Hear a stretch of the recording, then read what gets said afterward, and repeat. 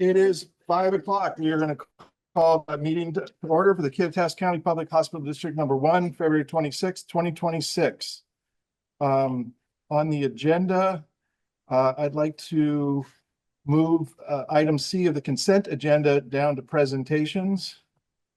And I want to make sure under education and board reports, we also add the Wisha Chelan conference just for a quick first discussion on that one. So those are the two things I'd like to change. Any other changes to the agenda anybody would like to suggest? Okay, hearing none, when ready, I'll entertain a motion to approve the agenda as amended. I move to approve the agenda as amended. Okay, Second. second by Matt. Any further discussion? All in favor, say aye. Aye. Aye. I too will vote aye. That motion passes. Now we have the amended consent agenda. I'll entertain a motion when ready. I move to approve. Motion by Matt, second by Bob. Any further discussion? All in favor to approve the consent agenda as amended, say aye. Aye. Aye. Aye. I too will vote aye. That motion passes. So now we are to presentations. And so first I'll hand it off to Jennifer to introduce her group. So Lisa Goff is our clinical director and she's doing a wonderful job and she's going to give you a little update on 2025 and what we have to look forward to in 2026. And thank you, Lisa. Welcome. Hey, welcome again. So last year when I presented for the 2024, we didn't have too many dashboards. We kind of put it like together these little boxes and gave you some numbers from reports. So I'm glad that this year we were able to get some dashboards put together so that we can kind of see where we were and where we're going. This is our DNFB. You can see it started in March of 2025, went through December here. And on the bottom there, you can see that we've gone, open up so I can see it closer. The hospital records for DNFB was at 50. Can you pull that up just a tad bit? Sorry. There we go.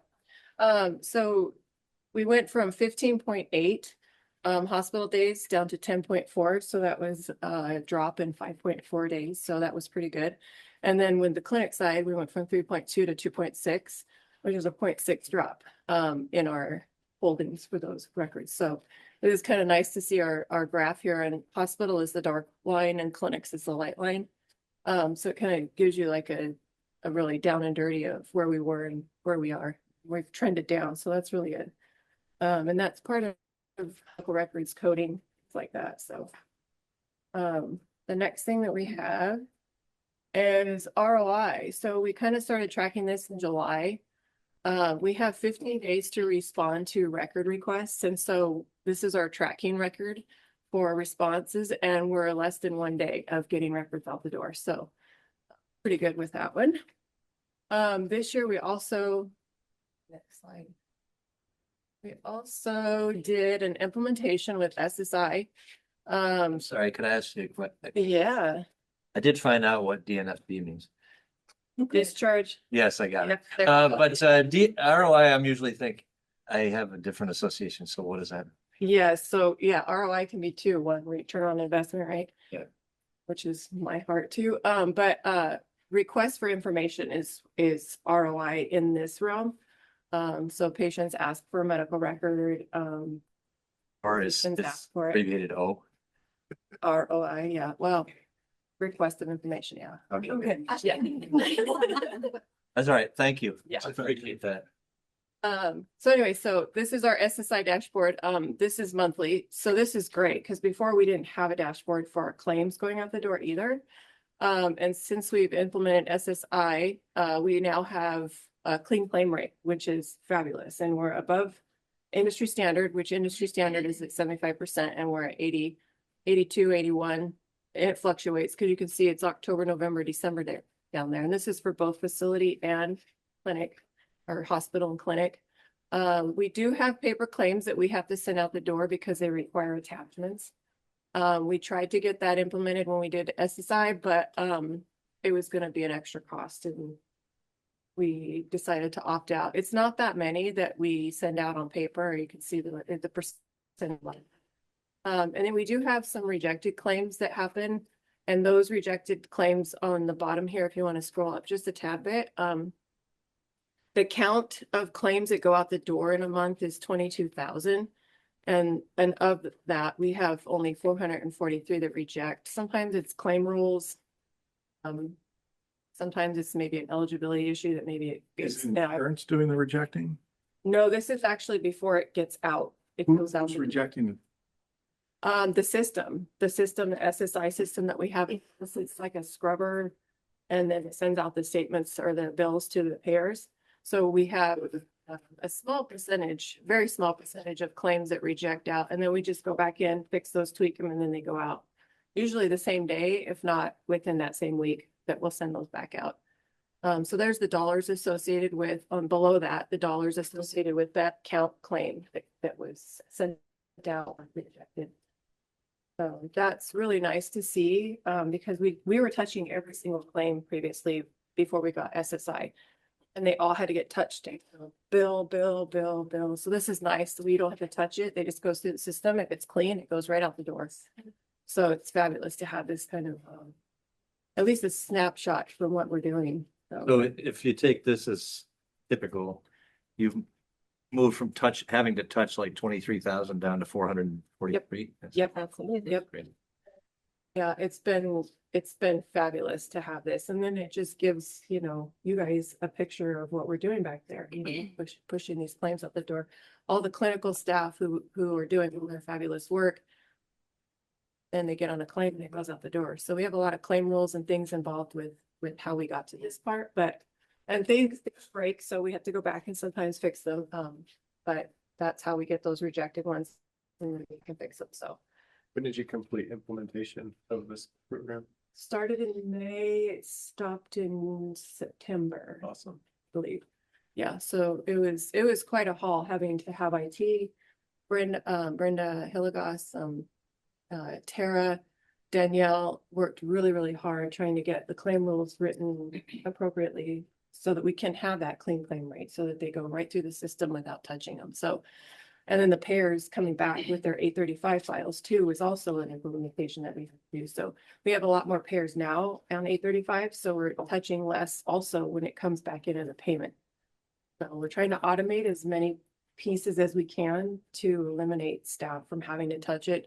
And then we can put them on other projects, like touching the 443 claims that came back instead of, pushing the button to go out the door. So, next slide. Okay, so during our last year's QAPI for 2025, we went through a bunch of phases on what we were going to capture and what we weren't going to capture. And we've deleted a couple of things that are not necessarily easy, like something we want to capture to trend and track. So the things that we did wind up keeping are account receivable days. So the blue line on this, I know it's kind of small and there's a lot of data here, so I don't want to take up too much time with walking through all of them.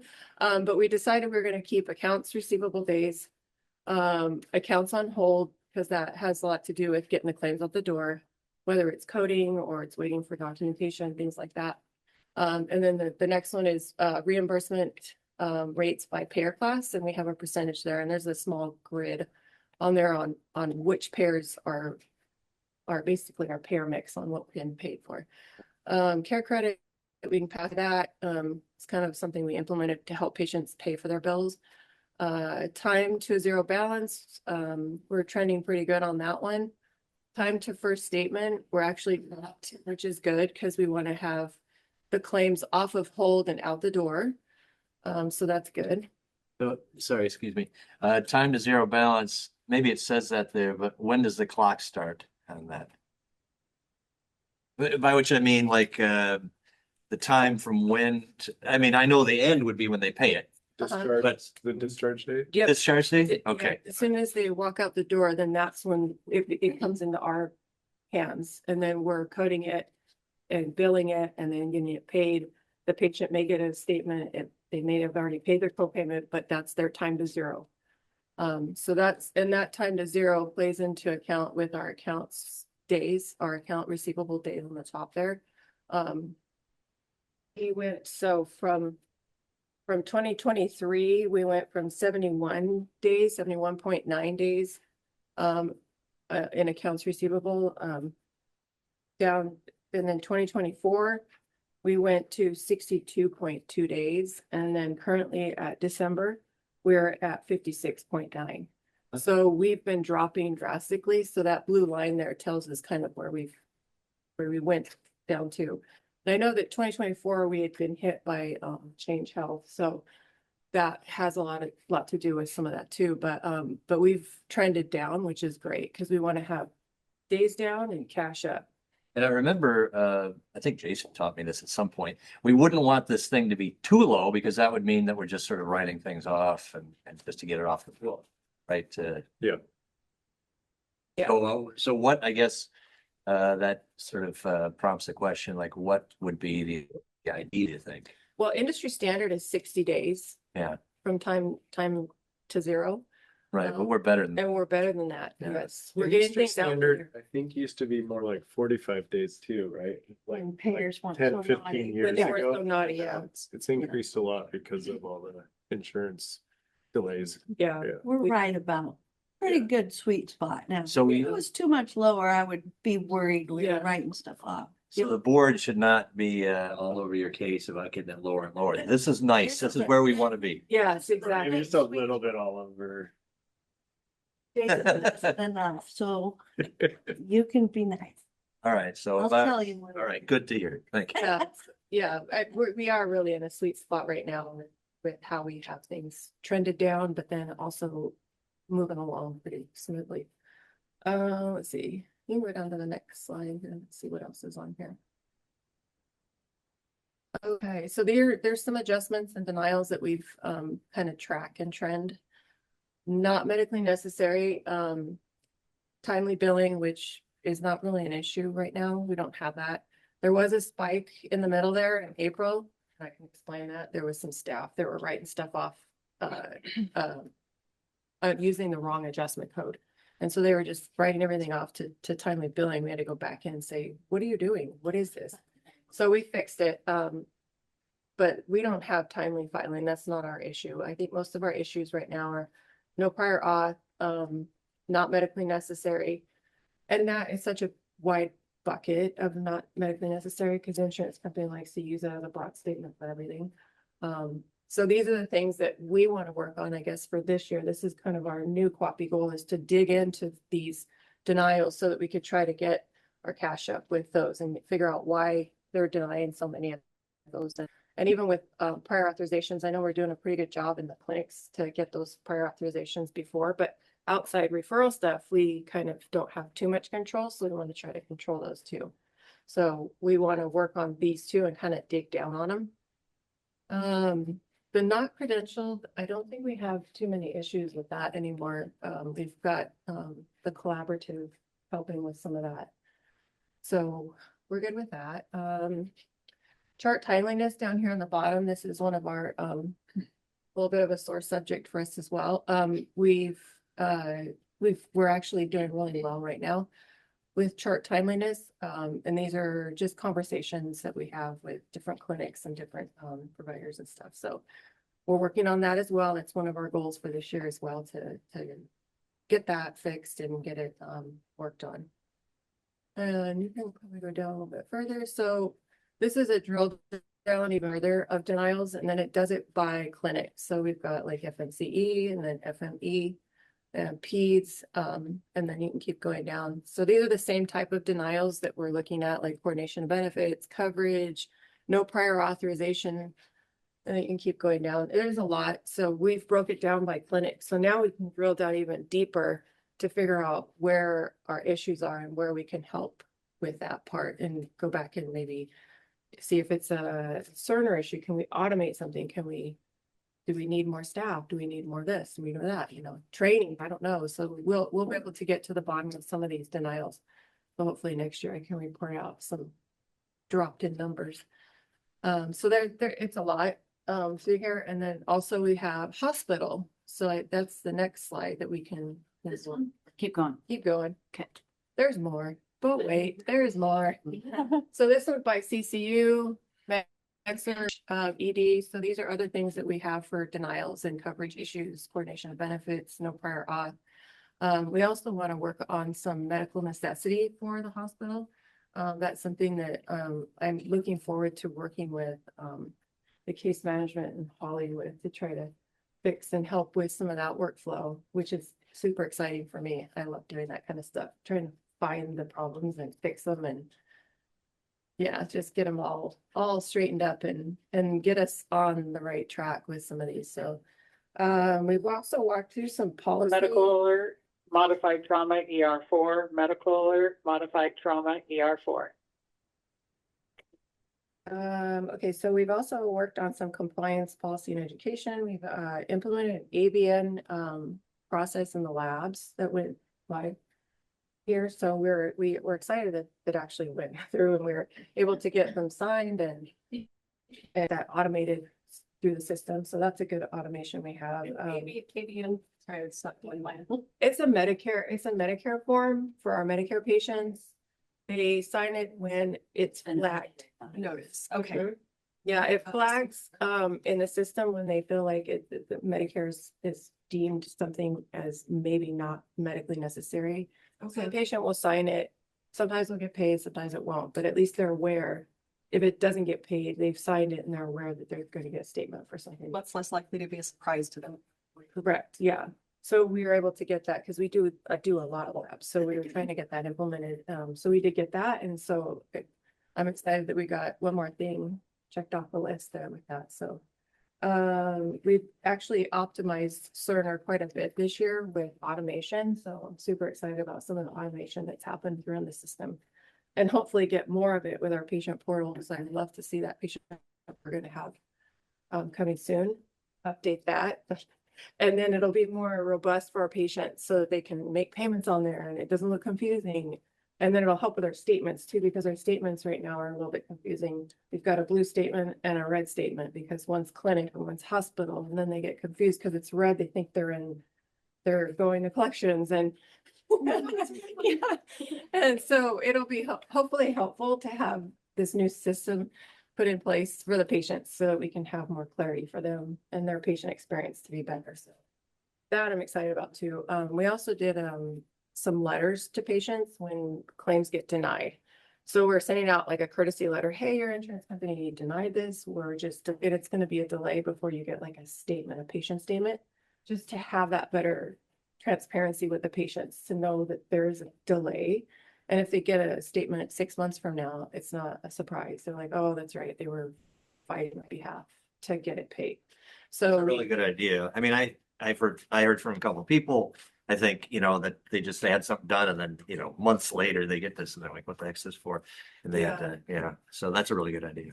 yeah, I think it'll help with our patients and being confused because it's already a confusing field as it is when you deal with healthcare and so it's just to help them understand why they're getting the bill or where they're getting it and why the delay because the insurance company likes to play shenanigans with us. So just trying to help mitigate that. We also introduced Kelly Cloud faxing for continuity of care, which is really great. So we've kind of got this internal faxing within Cerner. So that's good. So we can help push some records around within the system without having to go to a fax machine, stick it in the machine. So we can kind of work within the system and be more automated. So that's all I really have. We've got a lot. It feels like I'm condensing a whole year into all these charts and things. And so if you have any questions, I don't know, get away. Questions? Kudos to your team. You've done a lot in a year. Yeah. Probably a different place from a year and a half ago. And Oh, yeah. I Yes. don't recognize any of this. So it's totally awesome to see how automated you've got it. Yes. I look forward to more automation, to more clarity for reporting purposes. I want it to run on itself, run by itself and be very efficient. And then our QAPI goals for 2026 is to just play off this and improve it because that's all we can until it's up. Can you tell me about the feedback from your staff? Are they enjoying it? I just imagine the things that you can automate has to liberate the mind so much to do other things that maybe are more satisfying. Yes, so right now we're in the process of actually automating our collections queue. And that one in itself is very tedious. What happens is the system is pushing these encounters that didn't see a payment in 30 days into a queue, and it was at 3,000. And I have one staff member working that. And she would go in there, and if there was a payment on another encounter that the patient had, she had to kick it out of the queue. And that was all she did, just kick things out of the queue. She was basically just working these encounters to just push them out. So we've been working with Cerner to try to automate a piece of that. So we did some configuration in the background that states, if you see a payment on this and the patient has other encounters, and then it loops through. So it will loop through and it will push it out. And it'll keep looping the patient with their statements so that they can get their statements without it actually going to collections. So that is, The newer encounter charges wouldn't suck. They would just, if somebody didn't pull them out, then they would just kind of get sucked along in that conveyor of. Oh, Yep. okay. so if, Very important. yeah, so, yeah. And so if there's no payment on it at all and the patients are just ignoring it, the 120 days will run through the system and they will go to collections. So we're trying to get everybody looped into payment arrangements and things like that so that we can automate the system so that I can take that staff member, put that staff member on billing, the 400 claims, other things that are actually more tangible and important. So yes, my staff, when we automated payments, when we automated SSI, the staff were just like, oh my gosh, it's like a Cadillac. This is cool. So they are ecstatic about a lot of the automation that's happened, and it's freeing up some of the mindless stuff and actually getting them more creative and wanting to problem solve and being part of the meetings and all the other things that I think are super important to fix versus get out. So I think, yeah, we're optimizing Cerner as much as we possibly can. What can we automate? What bells and whistles do we need? And how much does that cost? So that we can get it optimized. They're very happy about it.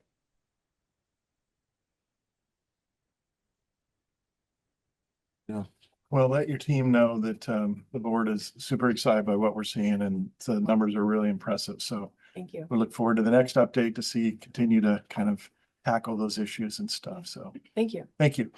So next up, we've got an imaging presentation, and I wasn't sure if Rhonda wanted to introduce it or just go right to Kenny here. You guys know Kenny Greenwood is our director, and her and her team have been working on a large project to improve our scheduling. Excellent. It's boring, doesn't it? That slide. Well, let me fill it in. So these ladies here, 1, 2, 3, 4, we're missing one, have been doing a lot of work. Some are new, have been here since the beginning of our work. I just want to kind of share with you that these ladies schedule 135 different imaging exams. They make sure that if it's an MRI, that patients are following MRI safety. Do they have implants? Things like that. They make sure if the patient's having some kind of a contrast study, that they're getting the patient to the lab and getting the appropriate lab so we can find out if the patient can have the contrast, or do we need to pre and post hydrate them, all kinds of things to do with that. We have one window to greet patients at, and one of them sits there for most of the day and checks in on average about 90 patients in an 8-hour shift by themselves. We've got an image management pool where the organization, everyone in the organization putting in requests for, can you get records from here? Can you push records there? Really important piece.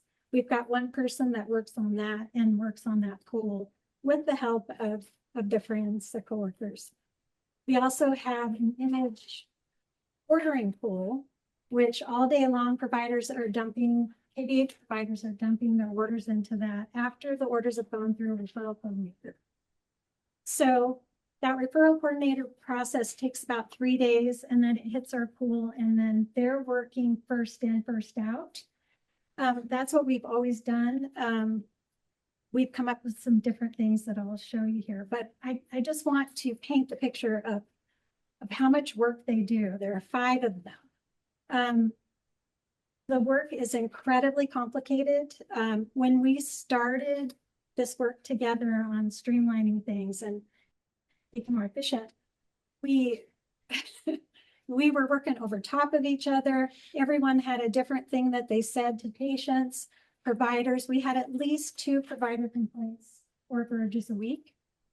I would expect to get at least 2 patients calling me very frustrated and angry. It was just not a great system. We also had all of the outside providers from the west side, local, faxing their orders into us. And we were so kind that we gave them these. Hey, can you fill this out and fax it? Well, number one, the form doesn't even fit in the fax machine. And they're just, not good. So what they get are just fax sheets, and the referring provider offices just write down whatever they want. This is a MRI, blah, blah, blah, blah. They have to take that information and figure out what does that mean in Cerner speech. So they're figuring that out. Then they're ordering it in the system as if they were an ordering provider, and then walking it, getting it into the system and taking care of that. So, and we just went over 40,000 exams. And a lot of that these ladies focus on outpatient work. So that's really important. Everything they do, the interactions they have with patients are the first thing, it's the first encounter that patients have, sometimes with KVH, but definitely with our imaging department. So their interactions are important. So I'm going to try this clicker. Yay, it worked. Okay. So Leanne Boulding is on, I think. And Leanne, please unmute and jump in whenever you want to. And you ladies as well. So with the expansion, we decided as an organization that we were going to improve patient access. So we did some work on the surgery side, and then with imaging, we thought, okay, what are we going to do? First, we're going to 5S everything. We did that. And then we realized, we all knew that if we're going to keep these people, because it was rotating, we couldn't keep people in this position. It took a year to train them. They're training each other. So it was like one person who just learned training someone who's brand new. It took a lot of courage to be in this position. I'll tell you. So we went with this copy. We got Leanne on board. She came in. We did all kinds of things, but these were our goals here, what we wanted to do. So why does patient access matter? Well, providers need answers. Patients need answers. The timeliness, we can delay care or we can speed care up, but it's really important for the providers to know what's going on with their patients. They can't really move forward without it. We saw a lot of barriers, so we wanted to see if we can reduce those, but we definitely wanted to get our patients through quicker, make our providers happier. And the other reason it matters is it aligns with our strategic goals as an organization. And so we wanted to match that. Yeah, this is what was happening. And John, I think that guy looks a little bit like you. No. So our operational challenges were increased imaging demand. It seemed like we had limited appointment availability. We didn't, though. We had openings in our schedules, but we couldn't get people in them. So that's really frustrating to see that. Can you explain why that is? Yeah, if you can't get a hold of the patient and you don't have enough people working efficiently to be able to make all the phone calls that it takes to get someone scheduled, you just can't do it. And we were doing first in, first out only. So if the first 5 things in were mammograms, that's what we were scheduling. And we weren't looking across our whole list of modalities to make sure each day was filled. So we had scheduling delays.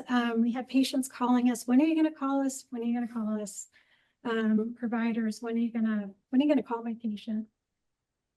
We had staffing and equipment capacity constraints, so we would clog up some modalities, others wouldn't be working as much. And then one of those is imaging PSR retention. That was rough. Every time we lose someone, we lose that person, but then we also lose the person now that's going to train the new person coming in. So that's a real issue that we're still working on.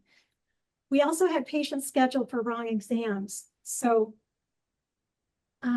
what we were doing is we were getting the order, the PSRs were scheduling them. The techs were then reviewing their schedules ahead and checking patients' charts to make sure that the patients on their schedules had the correct exams. To find out that no, they weren't scheduled for the right exam. So then they're going back to the PSR. Hey, can you get this provider to get us a corrected order, which then that has to go through the whole referral process again. So we're calling that patient. They waited 2 weeks to get in. Now we're calling and I'm sorry, I can't get in. Wait another 2 weeks to get in. It was really delaying care. Very frustrating for providers as well. Really hard on these people too. Sometimes patients would come in and we discover it was the wrong test when they came in and they took the day off, that kind of thing. So we did process walks and over the course of 14 months, and actually we had some gap in there as well. So it was actually more than 14 months, but these ladies spent 40 of their lunch hours over that time with Leanne, and I was tagging along. And we process walked all of the different jobs that they do. This is just one of the boards. There are many, but I just wanted you to see, kind of get the feel for how complicated the work was. Just, right, ladies? I mean, I can't tell you, I can't describe how incredibly complicated it was. Every day them coming into this huge pile of work too, with not much hope of being able to accomplish a lot. So what we discovered is that the outside orders were coming in, they were paper. Sometimes the paper didn't print out, which was very annoying to outside referring providers. And we had to go pick that paper off and then we put it into a file. And then when someone had time, they'd go in and try to call those patients and schedule them off of that. Now it goes to the next one. Internal and external scheduling workflows were inconsistent. So we had the KVH provider workflow of how we're going to schedule patients. Those orders are coming in through a message pool versus these pieces of paper, stacks of paper. Patients would call, we'd find, what's your last name? We're digging through. Oh, it's a S last name. Let's dig through the S's to find it. So that was a big find there. The other thing we figured out is that the techs were already reviewing all of the orders, but it was after scheduling. So we thought, well, what if we did that prior to scheduling? What if we had the techs look at those orders in the imaging pool before the PSR scheduled? And the techs sent that back to the provider if it was an incorrect order and said, hey, could you correct this order? This is why. Because prior to that, the PSRs were trying to have those conversations with providers. Providers would ask questions. Well, why wouldn't I want to use contrast for this? And then the PSRs were like, let me find out. So it was a lot. They had a lot on their shoulders with that. The PSRs had multiple procedural processes because everybody was learning from everyone. Things weren't standardized. Scripts weren't standardized. So one PSR would answer a question one way and another in another way. As a result of all of this, the imaging PSRs experienced really low morale. They were treated poorly a lot of the times.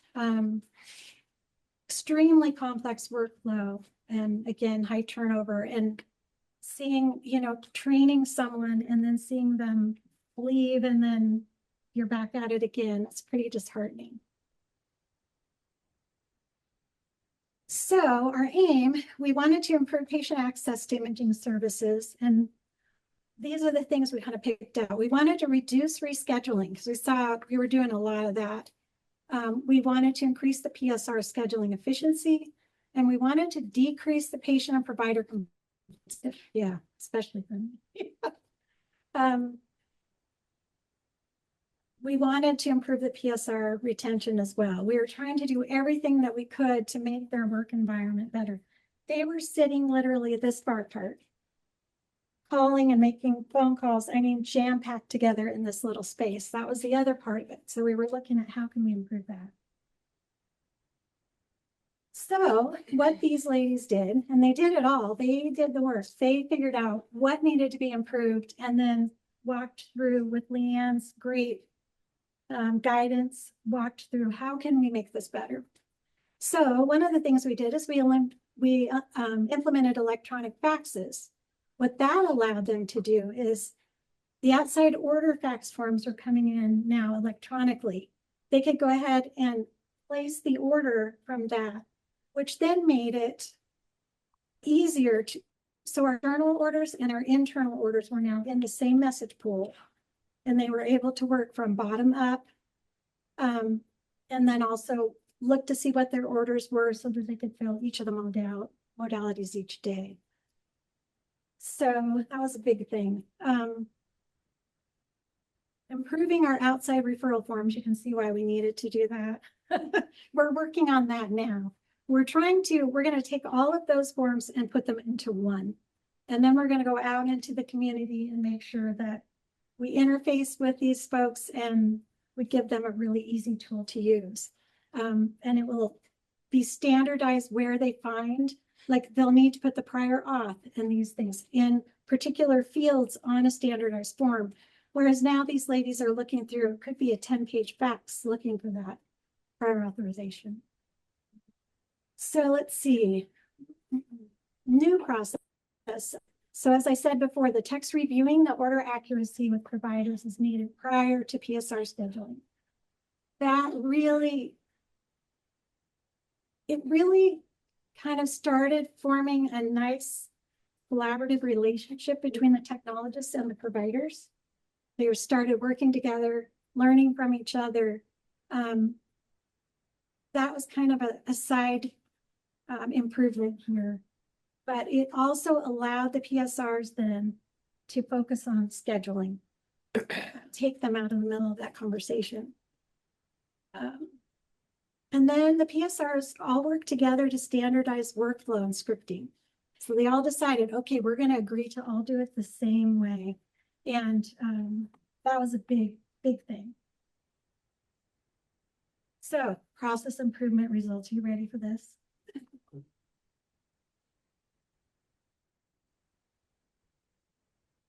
So incredibly proud of this work.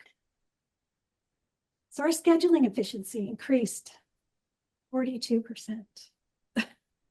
We now, while we were doing all of this, I was also fortunate to be able to work with Adaptix and Bette Martin in particular. We had no measurements at all. We didn't know what we were doing.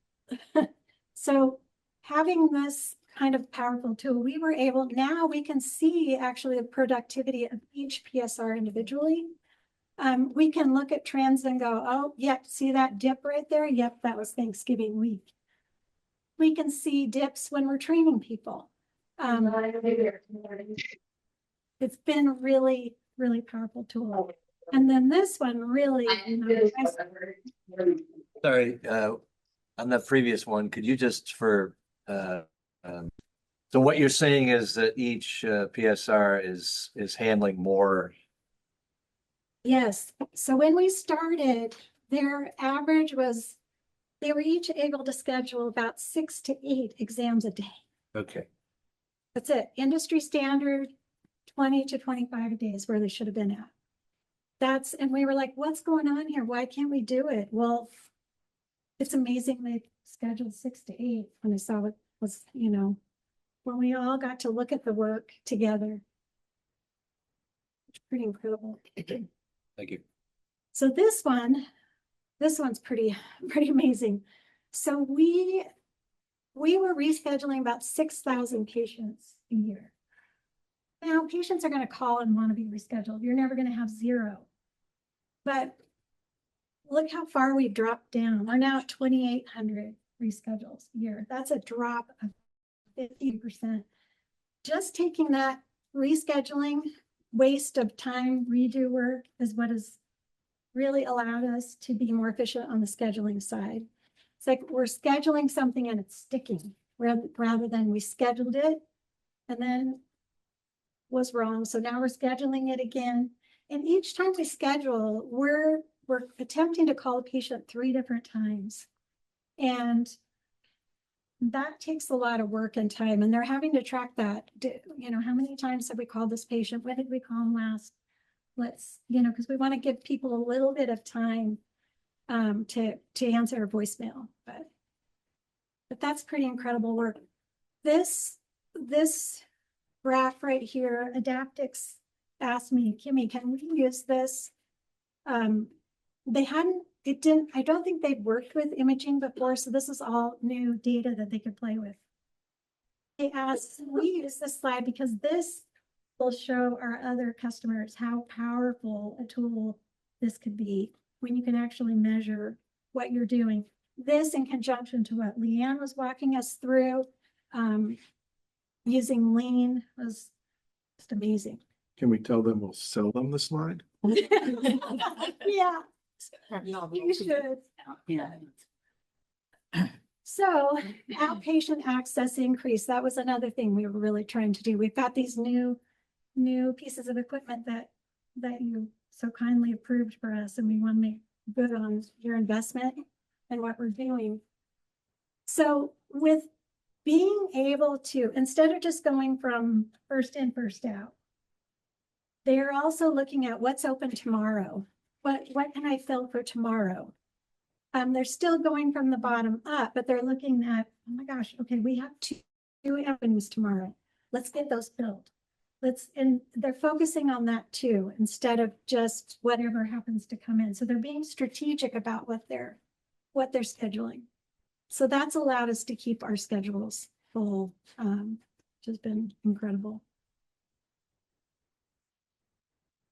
So this was another thing. We were in our last FWAPI meeting. One of the PSRs here in the group, this is a quote, but she said, "It's so incredibly awesome to hear my team members all saying and doing the same work. I find it comforting to know we're on the same page." That feeling of camaraderie, and we could just see just the pride growing, and just everybody.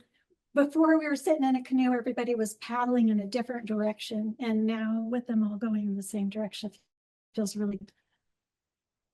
So sustainability is important. This is our plan. We're going to have monthly FWAPI reviews as a group. We'll keep using our Adaptix dashboards and our daily pulse monitoring to make sure that we're sticking with this. We also want to continue to improve as well. There's more we can do. We'll have leadership oversight. We have a lead in the PSR area now too, which is great. And then we'll be continuously reviewing staffing and checking in. So next steps, we want to expand successful interventions. We're going to set modality specific targets. So I have Adaptix boards for each modality, so we can track what we're doing in each of the modalities as well. So we're focusing on piece right now, but we've got some powerful tools now. We want to continue to do provider education. When we did the open house, Crystal and her team and we worked together to come up, and the PSRs to come up with order guides to help providers get the order right the first time, because that would really, as these folks are making the techs busier and busier, the techs are going to have less and less time to check those orders for accuracy. So we want to keep our eye on that and see if maybe there's a tool, like a technological enhancement, some type of an order set or something we can put in Cerner that will help guide providers. We want to finalize our external referral order forms. And then a couple of these last two things are really important. These will really give us some quantum leaps. But if we can implement a web-based imaging order, like outside providers going onto our website and able to place their orders there, that would be amazing. And then also a place on our website where outside referring providers and patients can request their image records so that we can get those where they need them to be. So in conclusion, patient access is a strategic priority. It's not just strategy. It's just like, these are our neighbors and we want to provide the best service to them. We want them to, we all stand for the same thing with this, but I've worked, in some large organizations and smaller ones. And I have to say that KVH is amazing. Y'all senior leaders and board, really amazing. This, for me to come to the end of my career and experience what I'm experiencing with these folks and you all is a dream come true. It really is. Having the tools to do these things, you all supporting and allowing the people doing the work, find the solutions, it's amazing. You don't understand how special this place is. I don't think you do. Maybe those of you who've been elsewhere do.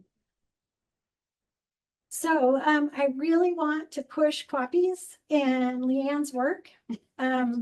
She was our guiding light and yeah, thank you. So sustainable processes, improve care delivery, which takes work to keep them sustainable. Continuing monitoring ensures success.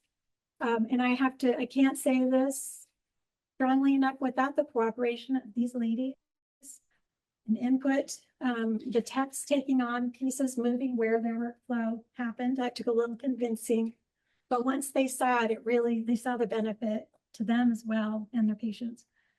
We wouldn't have been able to do this work at all. I could have sat there all day trying to make this happen and I wouldn't have been successful at all. So really want to thank these ladies a ton and the imaging team. Rhonda, thank you for your support. Special thank you to Leanne. She's amazing. And then I also wanted to give a shout out to Beth with Adaptix because we spent a lot of time trying to develop these metrics. Thank you. Any questions? Yeah, well, I know that I and the other members of the board really like to meet people who are doing all the great work. Do you think we could that you guys would introduce yourselves? Yeah. Or who keep It's Olivia. I've personally been in the imaging department since July, but it's been really rewarding. I'm Shannon, PSR lead. I think Kimmy's an amazing director. I think you're amazing. I'm Taylor. I'm a PSR. I'm also image management, and I've been here for about 6 months. And I second. Kimmy is a really great director. I didn't pay him. My name is Marla, and I've been here for about a year, I believe. Yeah. And then we have Donna Meyer, who she had an appointment tonight, so she couldn't make it. She's actually been with the organization for 32 years. Wow. So it's really amazing to have her do all of this with us. Yeah. There are 4 other people that started this process with us and, didn't stay the course, unfortunately. And where is who's your doctor? We stole this one from Valley Vision. Dr. Bob. Any other questions for? Not a question, but just really impressed by what you've accomplished together. It represents a lot of collaboration and unified vision. So it's, for us to just see the outcome of that is fantastic bunch of, I mean, really kudos to all the work you put in to bring it to this point. Yeah, thank you. Thank Oh, you. yeah. Yeah. It's a lot of lunch hours to commit to it, so, yeah. But yeah, thank you. It's really, really impressive. So, all right, we will move on to one more brief presentation. I'll hand it off to Jason. This is what we pulled from the consent agenda. It's just the annual report for the foundation. I just asked Jason, or if Bob was still on, to just hit a couple of the highlights real quick. Good year. Everyone should feel proud. A lot of people in this room helped contribute to it and stuff, so. Yeah, so just to highlight the foundation, 2025, they contributed $630,000 to KVH, so they supported that through equipment. I know Jennifer's team was busy doing capital equipment purchases and reviewing all those late 2025 and early 2026. So it was a record year in 2025 and look forward to the future as well with a little bit of a change in this year's fundraising events. We're gonna have a Upper County Gala. It'll be called the Bottles and Bites Foundation fundraiser at Swiftwater on June 13th, 2026. So mark your calendars for that. And we're already at a record of fundraising for sponsorships. So shout out to all of our vendors that are extremely committed and supporting KVH as well. Lots of equipment here, but 2025, just a few items to highlight. The first one on the list is the light gate. And you remember a patient came in and gave a story about their recovery experience through our home health hospice physical therapy program. And one of the requests in that was how can we support their types of recovery better? And one of the things from that was a light gate equipment. So the foundation sponsored that. EKG machine, nasal CPAP, $200,000 towards an ambulance for Upper Kittitas County Medic 1. So lots of stuff in 2025. And there's a laundry list there of other stuff they supported 2025. 2024 was also a really good year at $510,000. And again, a lot of equipment through various areas of the hospital and clinics. One of the more significant piece of equipment 2024 is the Arvis surgical navigation system for our orthopedic surgeon, Dr. Longo. And that piece of equipment has been being put to use. And Dr. Longo's trying to get up to 4 or 5 total joint procedures in a day. I think he's doing 4 now consistently, right? Yes. Okay. So really exciting to see his efficiencies in the operating room and accuracy is what that device supports as well. So just a big kudos to the foundation's work that they're doing and our director Laura's work that she's supporting with them.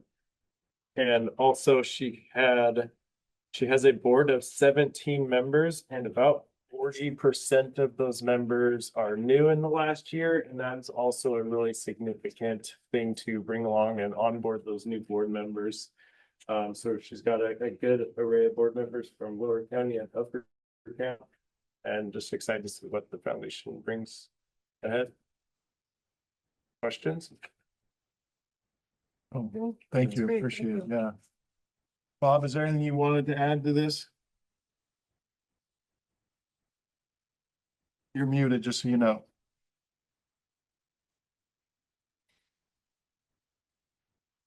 Still muted. It's like a bad joke.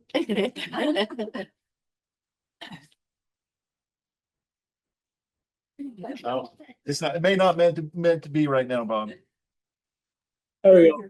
Oh, there you are.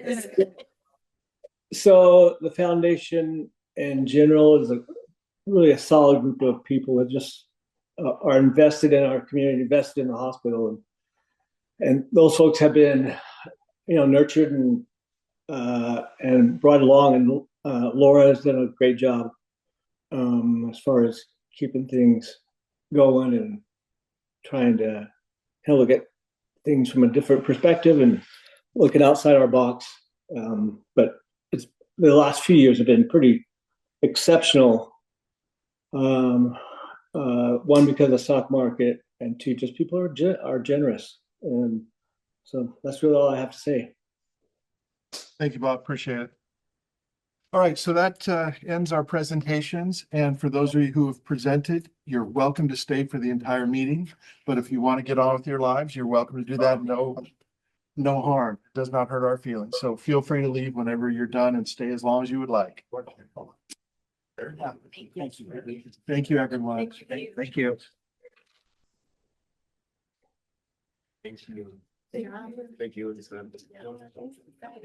So now we're moving on to public comment and we'll limit the comments to 3 minutes. And ideally, it's something the board has control over and so forth.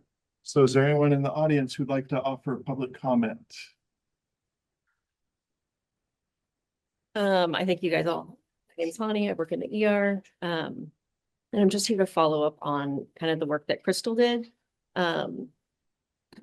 The administration's response was a 1-page email from Jason, which unfortunately just kind of had a lot of vague platitudes about things that we're hoping to move forward. There were a couple items in there that were measurable, but those were things that were already happening before any of the work that Crystal put forward. The hospital staff is still really disengaged. See, people aren't showing up. The clinical education committee just put out a survey, and despite text emails repeatedly messaging staff, extending the survey another 2 weeks, and this was to talk continuing education and kind of our growth and professional goals. They only had a 60% participation rate. And I think that just speaks to the lack of engagement that hospital staff have. I just think there needs to be more from administration supporting hospital staff and figuring out what they need to do to change the culture in the hospital. I know you guys said it's going to take time, but it's been a while. We still aren't seeing anything. So I said I was going to continue to participate in this conversation and show up. Here I am. Yeah. Is there anyone else who'd like to offer public comment? I will, even though I'm not. Okay. No, I'm just nervous. I said I would never do this, but here I am. But my name is Sarah May. I am I've been here for 16 years at KVH. I started as a housekeeper. I became a lead. Now I'm a manager of environmental service. I have had different experiences than I guess other people.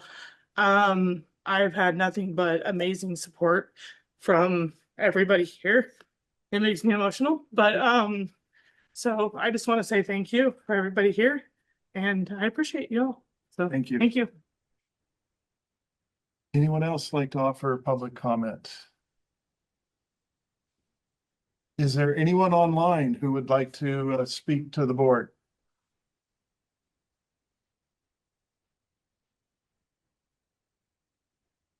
Okay, hearing no one, we will wrap up public comment and move on to reports and dashboards. And again, same thing goes.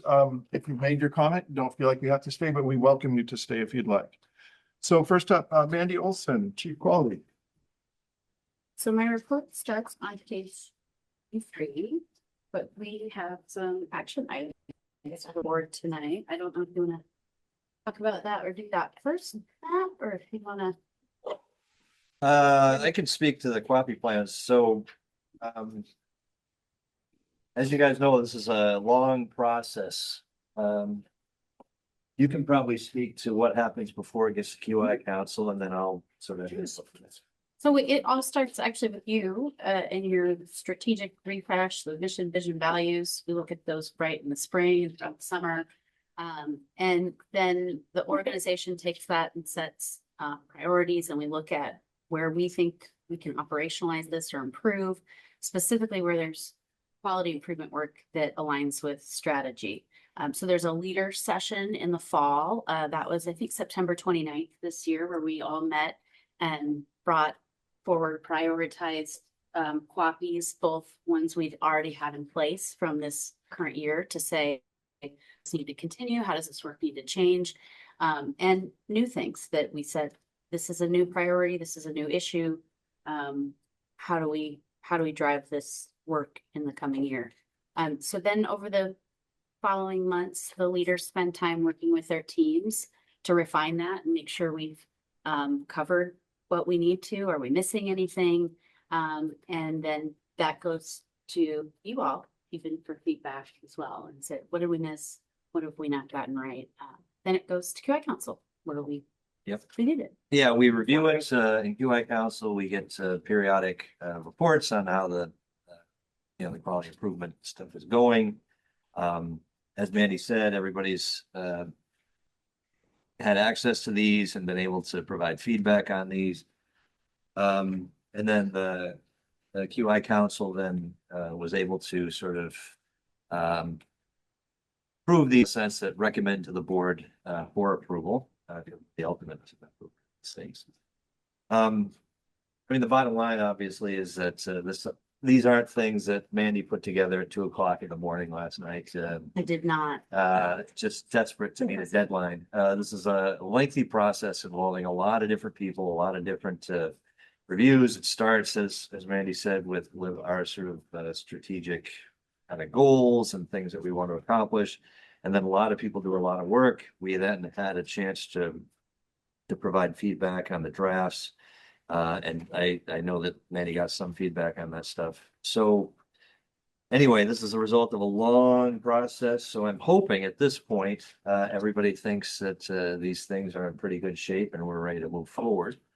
Obviously, if people have comments or suggestions or anything, we can take them now. But our hope, I think, is that those comments or suggestions were already made prior to the meeting. So I'll just pause here and see if anyone has questions for me or for Mandy, or for anybody else, obviously, who's here. And then I think we'll entertain John. Hopefully, we'll entertain the motion. So are you the primary board member or is there another board member on the? Eric is also on the QI Council, yeah. I'm also on the council. I was not able to attend the session where these were discussed. This close to being it, but then like work happened. But I did have the opportunity to communicate via email in advance of that. No, I am all in for it. I think that it's great. I'd make one comment, just that this doesn't encompass, as you saw, you have large strategic copies. And they are kind of at that high level, but imaging, that work that they were doing, it was part of the expansion copy, was big, but there's smaller local improvements that happen elsewhere across the organization. It's not the whole of improvement work that happens. Modular. Fully lost it out. In board level. Yeah, because they're very, very large, very broad. We find them as really organizational impact or interfacility, even partnerships. So like the last minute, not totally last minute, but we switched one of the copies to be on EMS services in the county to really just have an opportunity to, or an avenue to really dig into our EMS services in the county. Consistency, it's a big bottleneck in our emergency room, but it's a big bottleneck across the country as well in the EMS system. But like to really dig into ours in more depth. But it was a process, as Matt explained, as our division folks, feedback from all department managers, they saw feedback from their teams, and it really boiled up to these copies. And there's still lots going on at the departmental levels. Do you have any questions? No, but thanks for asking. Yeah. Bob, do you have any questions or comments about the copy? Okay, thank you. No, thank you. I would just ask, the various sponsors, the senior leaders and stuff, do you have anything you'd like to add for each section that relates to you and your group? Are you feeling comfortable with what's you've come up with, the plan of action and all of that? Okay, good. Matt, I was, like we all do, we kind of take our areas, and I trust you've obviously given a lot of thought, a lot of effort, and you're recommending it, sounds like. Yes, 100%. I Good. concur. Good. All right, so we can continue to discuss, but definitely entertain a motion if anybody's so inclined. Move to approve. Okay, motion by Matt, Second. second by Erica. Is there any further discussion? I just thank you for all the work you're doing, and thank you for all the work you're going to do. So for the board members, all in favor of approving the 2026 strategic copy plan, please say aye. Aye. I too will vote aye. That is unanimous, so that motion passes. Thank you all for all your hard work putting this together. I know it's a lot. All right, so, Another, all right, another action. item. go ahead and present it. Let us know what we gotta do. You want me to talk about it again? So this is a similar process I can talk about. Is this the spreadsheet we're on now? Yes, Okay. so what we're doing, right? The board needs to approve the quality measures that come to you each month. And say what we're looking at this highest governance level as far as quality. And, that's the only thing we measure for quality. There's hundreds of measures. There you go. You were waiting for it? I was waiting for that. That's on my big. Hundreds of things that we measure and monitor for quality across the organization, but there are things that need to come to the board level. So what we do is we look at our copies or and say, what do we need to measure or monitor there? There are certain things that are required by CMS conditions of participation or even a WAC in our state. That's that Mandy, sorry to interrupt. Yeah. But maybe you could give us one example of a new category or a new measure that's Sure. going to be reported that is now required, and another measure maybe that with another reason why we're sort of Well, one of the 56. Thank you. One of the only required QAPI plans by CMS, it is the only. They say you must have a QAPI about this. It's about obstetric care and specifically emergency obstetric care. So one of the new measures that is on here is related to obstetric care. It's the NTSV cesarean birth rate. So that's right there in the middle. That's a new measure that will be on. We're asking be approved to be on the QI dashboard. And the NTSV, you told me what that stood for. Nulliparous It's basically if you haven't, singleton vertex. yeah, if you haven't had one before, a cesarean right? before. Yeah. Have not? So the ideal, well, first, but ideal presentation turning C-section is what it Yeah. sounds like. Okay. Yes. So that's one of the new measures. What we did though for these is this first page is what we're saying we'd like to be on the dashboards and measured monthly. And so there's some other new measures. I met with Casey and Dr. Thomas, Holly and Jason to talk about where do we need to expand our measures or where are other areas that we want to monitor at this highest level. So that's the first page is what we want on the dashboard. The next page is other required quality measures that we need to report to QI Council at least annually. So this doesn't really need approval. It's there for you to see what else is being monitored for you to have oversight of. Right, so it's like levels of oversight. The Mhm. quality department is doing all sorts of stuff, and then there's some stuff that is reported to QI Council regularly, and then a subset of that stuff that's reported to the full board Yes. regularly. On that last page, the very bottom one, it says child exams, and in only 15 months and 3 to 6 years. It doesn't talk about children that are under 15 months Mhm. and they're between that are 1 or 2 years old. Why does that not have that on there? I don't know, but I know there is some of these measures, there's like C-section rate. You could say there's multiple ways to look at the C-section rate. The reason we chose this one in particular is it's also reported the NTSV to CMS. And so that's one we want to look at differently and separately from all of the C-section rates. So I know when we look at our payer quality improvement programs, so insurance companies have quality programs and they incentivize, and some of them are on specific clinic measures.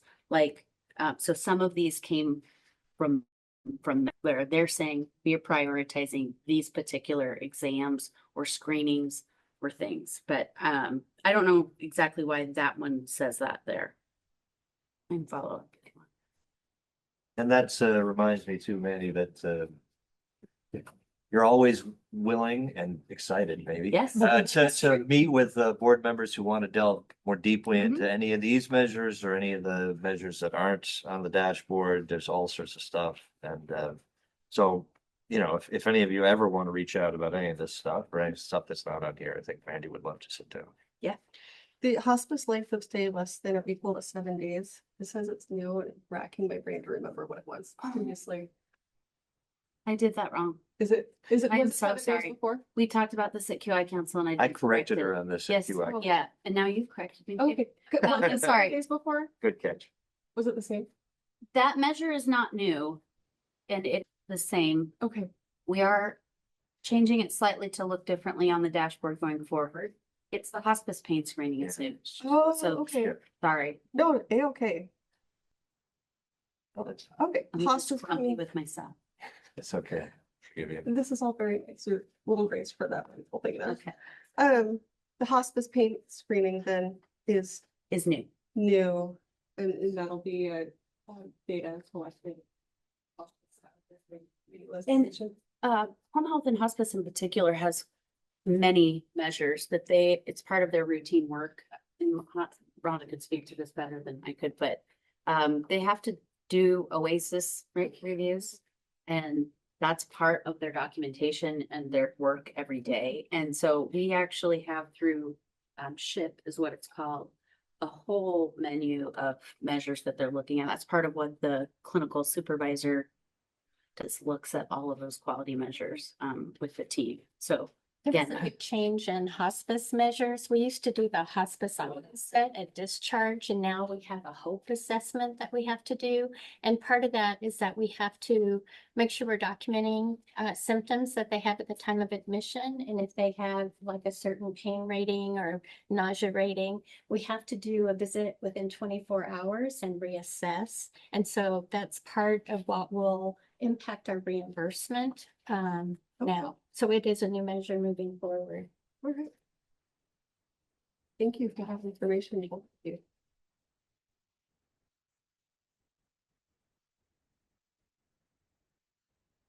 things to add about the measures unless there's more questions. And so you're gonna be looking for a motion to approve this as, The proposed QI dashboard measures as the dashboard for 2020. It's hard for me to recall things that aren't in front of me. Are we losing anything, dropping off? No, we're good. So you're gonna have more pages. That's of okay. QI dashboard. Oh, one thing, the fall, Stacy, the fall risk screening for the clinics we took off. Okay. Kind of had topped out. It's still gonna be measured and looked at. It just, It that will was be the, on the dash. that's It the will be on one the thing dash. we took off. That sounds like a nice trade for good. You board will members have see, any- besides just that there are, I guess I could have added this. Like falls is on here.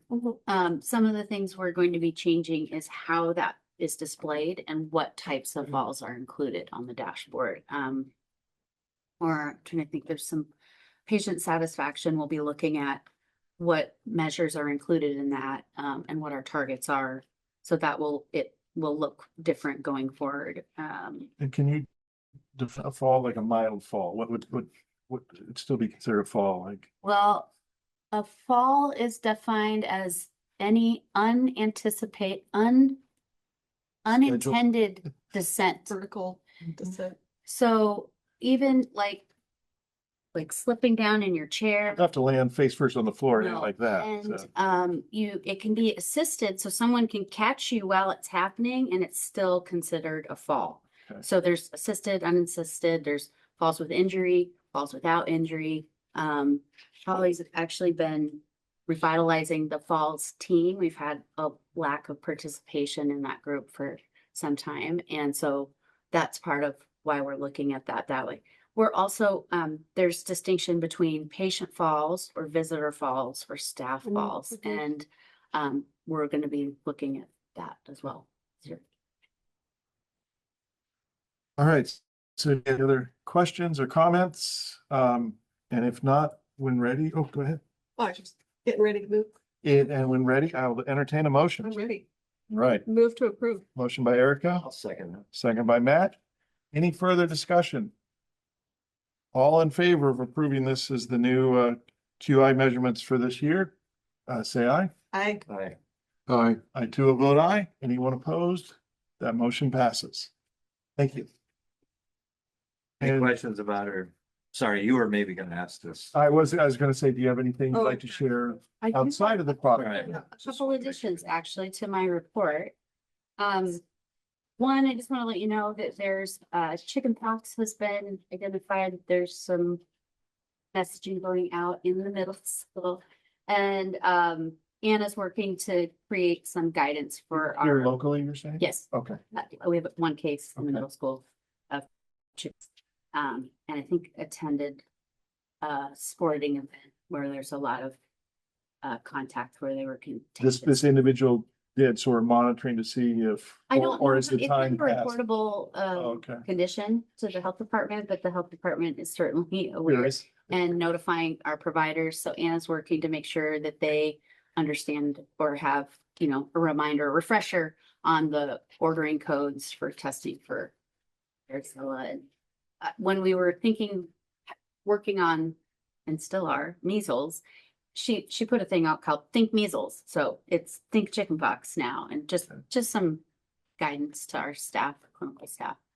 and like measles measles vanished before I came to this earth, you know, it's Mhm. kind of in the rearview mirror.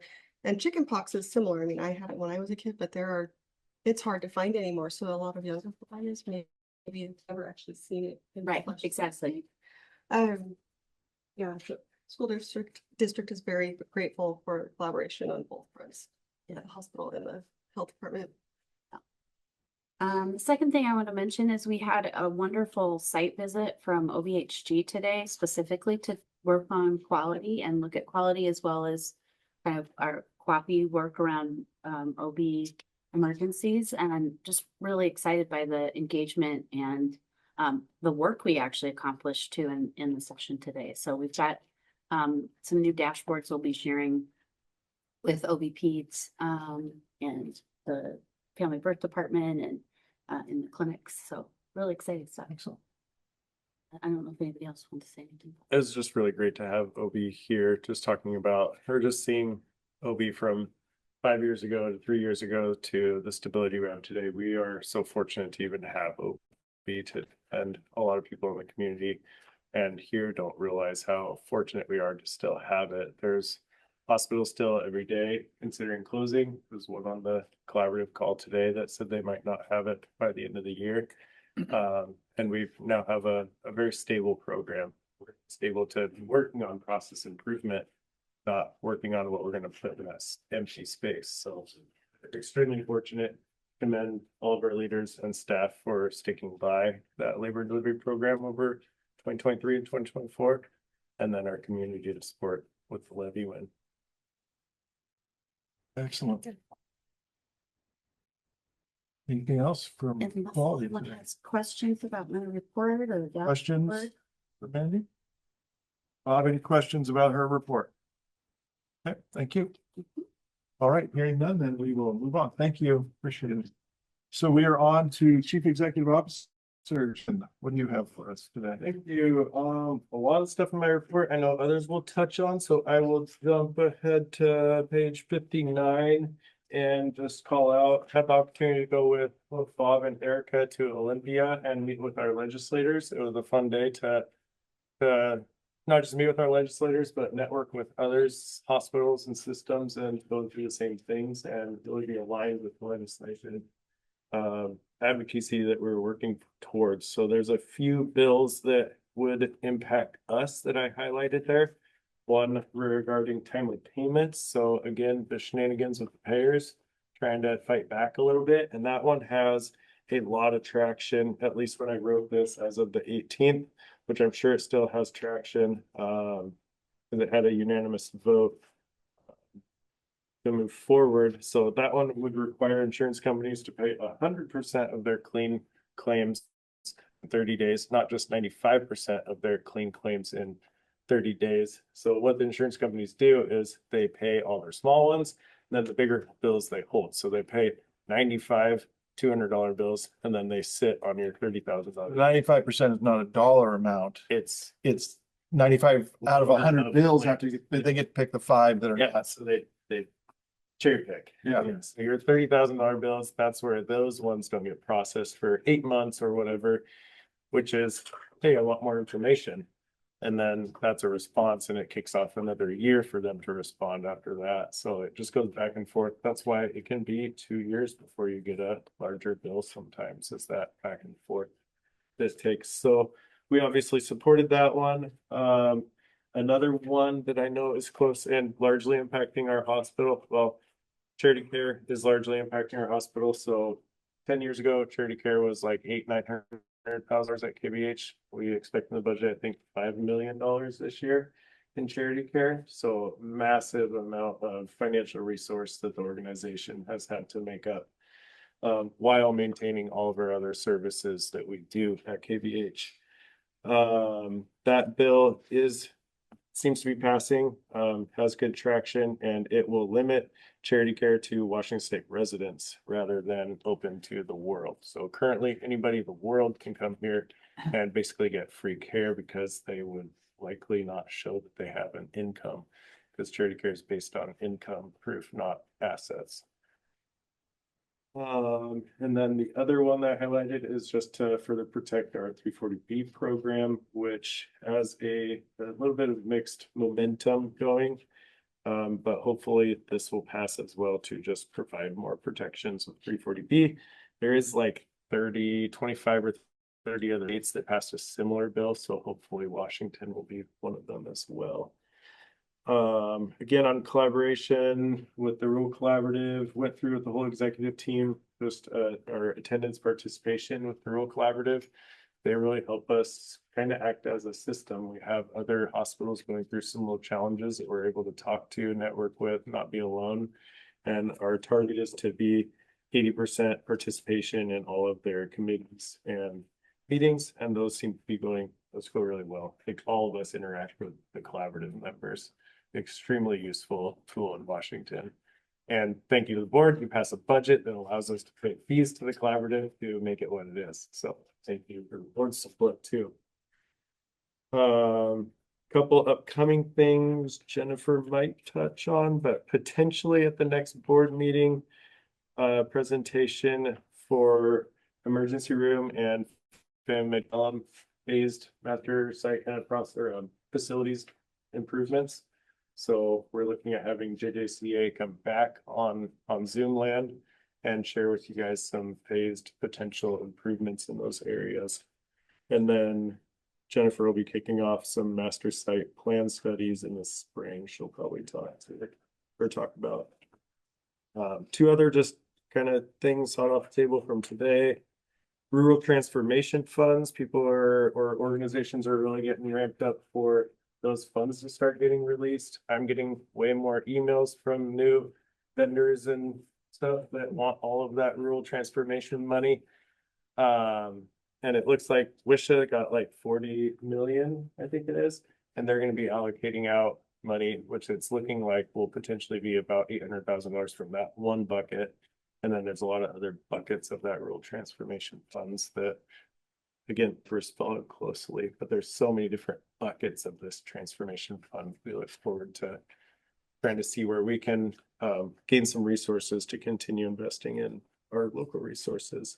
And then today, the Rural Collaborative just started a small coalition for rural labor delivery. So I was part of that, and we're gonna try to get in front of legislators and see if we can find some further funding to stabilize rural labor and delivery, at least in Washington. That's all it goes. And if you don't have any other questions, just last thing, just a reminder, the Provider Appreciation Banquet is April 1st. The board members are all invited, and April 8th is the Cleolum Therapy Open House. And I'm sure Rhonda will remind you about it again in a minute too. So we hope everybody can attend that. Any questions? Any questions on the report so far? No. Okay.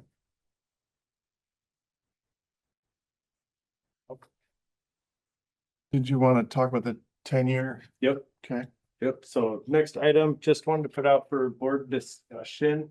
As you know, I've been working on 1, 3, 5, 10-year just operations plan and to really tie those to the strategic pillars that the board approved a few months ago.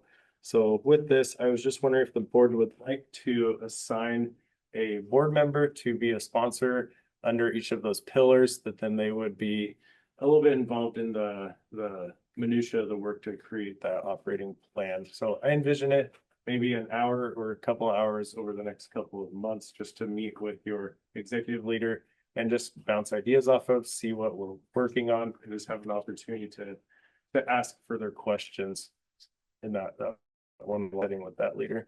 Yeah, Jason and I have been talking about it, and I thought it was best for the board members to have an opportunity to discuss whether or not they felt that was a good way to approach this, or if they'd rather just stand back and see it when it's all done. So I'd welcome everyone's thoughts on whether or not to be involved at this level. Were you the sorting hat that helped put us into the? No, that was me totally at random. And then after I did it, It makes I was sense. like, you know, it might be fun to switch them up. That's why I was like, why okay, be a debate here. John's typically on the finance stuff, love his representation on finance. Ask really good challenging questions as well to kind of challenge the status quo. And it might be one where John will still be on finance committee, maybe you want to be on a different one, or for other commissioners. They kind of naturally, I tried to naturally align them where it feels like. It looks like we've matched strengths and like. And Tried. so, no, But yeah. I think it's a good arrangement. I guess I have a question for you guys, like, Who's you guys? you will not hurt my feelings, but I'm just wondering, like, do you need, or would you like a board member to be like a sounding board? I don't want to meddle in people's business because I think you do such good work and I don't want to micromanage it. But I also don't want to like absent myself if you think there's some, and maybe I'm speaking for, I assume everybody on the board feels this way. We don't want to get in your way and we don't want you to feel like you can't just do your best work without us sort of looking over your shoulder. So do you think there's any value to having additional board participation, or do you like just hey, just let us bake the cake and then you can sort of tell us what you want written on it? I mean, what do you want? I see this a little differently instead of All right. me, maybe having control. This is my opportunity to learn more. Yeah, but I also don't want them to feel obligated to explain everything they do to me at every moment. When they have it, they can then tell me why they made those decisions. That's fine with me. So I think I'm just curious as to how you guys feel about this. So currently, Dr. Thomas and Rhonda would have Matt. How do you feel about what you think? This is true, yeah. Well, I mean, the bottom line is that I think you're both good leaders and you have good heads on your shoulders. And I'm not worried that you're gonna bring me a pile of garbage. And so I'm not sure I mean, I will be happy to be a sounding board to learn stuff and do that, but I also don't feel like I need to sort of keep an eye on you. So what do you? So I want to welcome the collaboration. One of the words that we use to describe our strategy going into this new leadership structure is ownership. We want people to have a sense of buy-in to things that we are investing in. And this is your hospital. We want you to have ownership in the strategic plan that we're envisioning. So I would welcome the collaboration and any input that you have, or if you just want to dive deep and learn more in the process, I think that's very valid approach to this as well. Rhonda concurs at least. Yes, I mean, I wouldn't want to be putting together a 5 or a 10-year plan and not have your input and have us going in the direction that the board wanted us to go. That would be. I think it's fair to say you don't want to do the work, turn it in, and so you go, oh, well, let's just do it. Let's go backwards. If we, that's Yeah, but that's not what I would do. I mean, I'm speaking for myself. yeah, I know you would do that. I would not do that. Needs work. It's like But, therapy. Good first drink. How do some of the other senior leaders feel about, board involvement? Helpful, not helpful? Depends on which board member. I mean, be honest there. Well, I think as long, for alignment and understanding that would be good. But if there's a lot of decision making that's coming from the board and we're just kind of carrying it out, that I think is a little different scenario. So I think if it, in the spirit of collaboration, alignment with the vision is where I would think that would be a great partnership. But, like operational stuff, I would say, I don't know that that's probably the best use of that conversation. Other thoughts? I agree with Janine. So yeah, helping make sure that we're like headed in the direction you see the organization going and aligning with strategy, mission, vision, values. I think that's where we could use support, but getting into nitty gritty details of the operations, that's not what we'd be asking. You don't want to know your font preferences and. Please correct. So I'd envision it really just maybe an hour or 2 hours over the next few months of just a time to ask questions that sometimes when we get into the weeds or staring at something so long, you don't see the obvious. I mean, really good obvious example is like our parking situation. Dr. Thomas went and looked at the parking. It's like, wow, we're right. Patient parking on the street. Like that's obvious. So it just helps to have some third eyes. I'll be happy to get involved. I just don't want to get in your way either. I'll put it that way. We will be sure that doesn't happen. You need like a safe word if we're That's right. being too involved. You just call it the safe Sundown word. papers. Dr. Thomas, let's just use our regular safe word.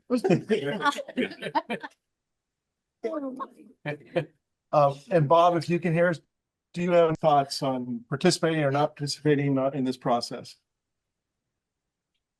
Yeah, I think participating. Yeah, just like what Matt said and everybody else. I think if we're just kind of engaged just at the surface level, it'd be, rewarding and keep knowing how the system's working and what kind of progress we're making.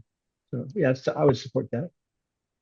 I think also we do quite a bit of learning over email. Like we'll see something that comes our way and solicit responses. And there are times that's a great idea. But there are times where that's why it's so sad to not be able to make the quality meetings. I want to be part of that conversation, but having a conversation and having that live back and forth is just so irreplaceable. I'm in favor of this. Barry, do you have any thoughts?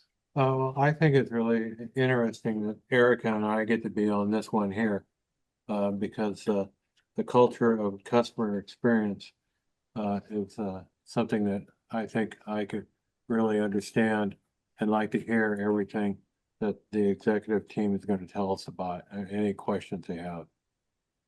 And I think too, if I understood correctly, this is your first pass at where to put people. Yeah. And of us to figure out, Absolutely. we can contribute to that discussion. So, the first phase is, do you want to be involved? If we want to be involved, where do you feel the best fits are? Mix it up a little, stir it up a little and see what happens. I'm satisfied Okay. with how this is arranged. Good, I'm good with that. Yeah, I'm good. I think it'd be great. And Bob, you're currently listed under access to quality service. Is that a good fit for you? Sure. Yeah. How do you read the subtext to that? He didn't ask who the leaders were, so I'm okay with that. Yeah. And you're good then, you said, with the one you're assigned currently? Yeah, I'm good. I mean, if somebody wants to assign me to something else, I would do it, but I like this one here.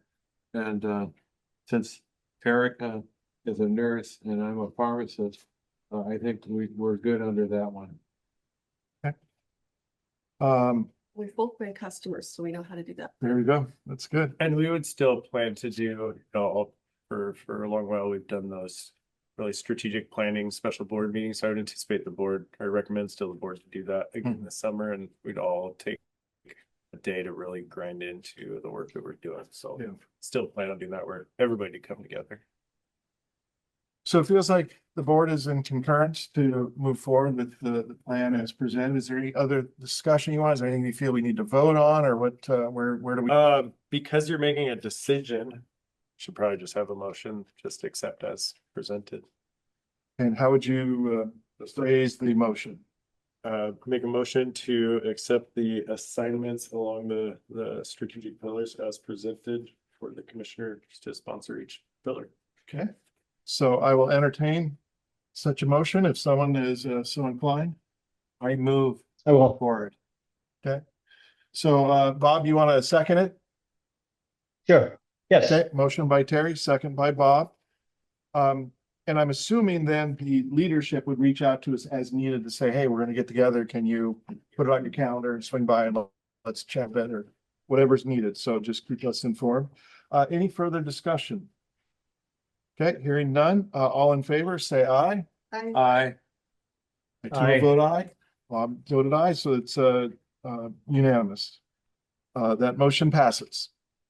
Very good. What's next, Jason? Anything else from you? That's all I've got. Thank you. Okay, that being the case, we'll move on to Jean. She'll start making my list of demands. Jean, Chief HR. I don't have to worry about it. He's not on it. Yeah, so just a little bit different format, trying to align it with the strategic areas of focus. I did want to call out, we have experienced a little over 5% growth over the last year.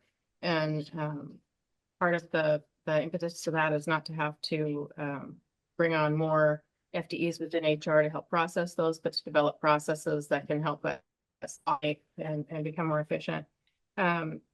The biggest impact to that will be the implementation of UKG, which is set to go live on March 22nd. We're just knee deep in parallel testing right now, and we'll move into the change management portion of that where we get into training and everything for that. So I think we're going to see some real efficiencies there. One of the pieces of efficiency that we'll begin to see with the UKG rollout is one of the pain points I think, Connie, we talked about in the safe staffing committee was gaps in the posting process and the recruitment process for when an FTE is requested and how fast it gets through to posting. We don't have real good analytics on that because everything's kind of manual right now, but we will have rate analytics after UKG. So you'll be able to see when the FTE was requested, when it was approved, when it flowed over to the recruitment software. If there's any hangups or holdups, we'll be able to identify it quickly and figure out, did someone not move it through the approval process? Where is it at? That sort of thing. And then we'll be able to look at the time to fill, time to hire, and tie all those things together. So we'll be able to give a little bit more specificity so that when we go to those staffing committees, we'll be able to have a little bit more robust discussion about what's actually going on. We're also inviting Heather, who is she is a wonderful recruiter, by the way, Heather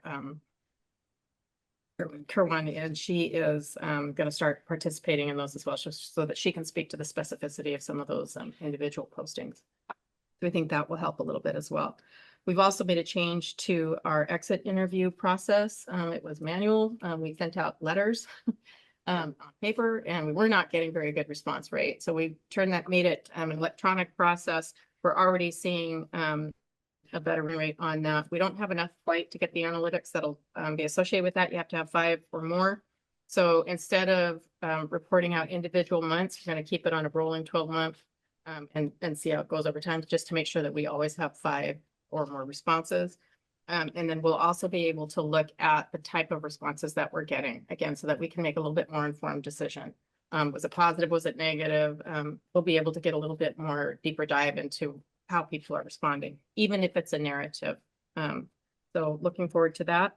So we've already started that process. We haven't got 5 surveys back yet, but once we do, we'll be able to report out a little bit more in a little bit more robust way. Do surveys go out to everyone who's separated? Yep. Even if what if they are, say, like per diem? It doesn't if they're still hired. So they have to be terminated.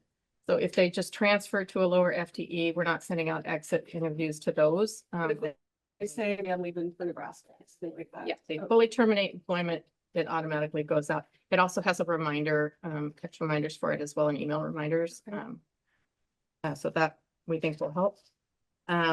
Finally, the Press Ganey engagement survey is set to roll out mid-March, and very excited about that. And we will be able to roll out engagement, leadership effectiveness, team index scores, safety and resilience scores, and so we'll be able to roll that out. Those response rates, those will actually go through Crystal. She's going to help us make sure that we have a full report going out to staff and the board as well. So should have the responses back from that, I would say probably in late April, early May. All I have, unless you have any other questions. Any other questions? Excited for the UKG build and all the data and analytics we'll be able to get from that. We're so far dated that we can't even run an FTE report. So like the absolute basics you cannot do. It's manual. You want to do one? You got to download the raw data out of a SQL server, do the math yourself on hours, which codes you include, exclude. So it's exciting to see that kind of revolution coming in our HR management area and payroll time attendance. Thank you. To ask, would you touch a little bit on the health stream learning tracks too that you're working towards? Those are really exciting. So that's part of our clinical excellence work at the copy that was from 2024 when we first started to talk about improving our competency reporting for DNP. So part of that was just recognizing a system that could also improve our LMS delivery. So we chose HealthStream to do that, and also performance management. But part of the 2025, then that led to the 2025 copy, which was to develop a set of leadership competencies and put together a leadership development track, like a formal leadership development track.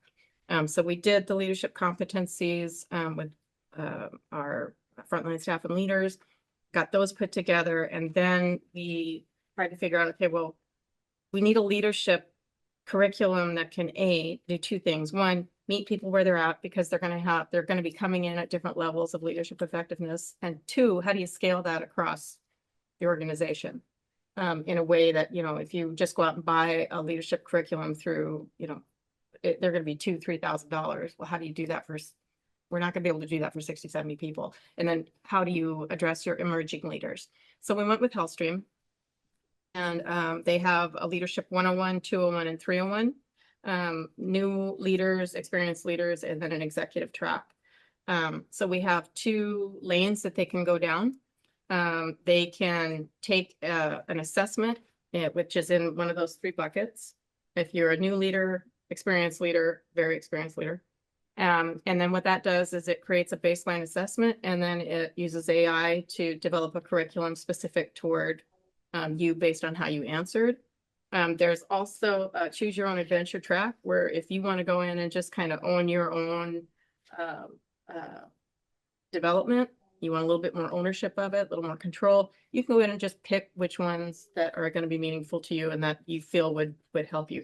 The idea behind this is to create kind of a tool belt that makes sense to you, and you have the bandwidth and the desire to do with it what you want. We just want to make sure that we are giving resources when you need them and just kind of meeting you where you're at. Then the third piece of this is, I think, one of the coolest things I've seen.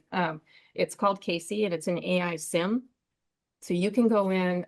One of the things that will derail a leader, especially a new leader, pretty quickly is just conversation, emotional regulation, having tough conversations that are constructive, having conflict that's constructive. So what this does is it allows people to practice. You can either use a microphone or you can do it via email. And the sim you can actually set to be argumentative. You can set it to be apathetic. You can set it to have all sorts of characteristics, and you can practice having those difficult conversations or awkward conversations.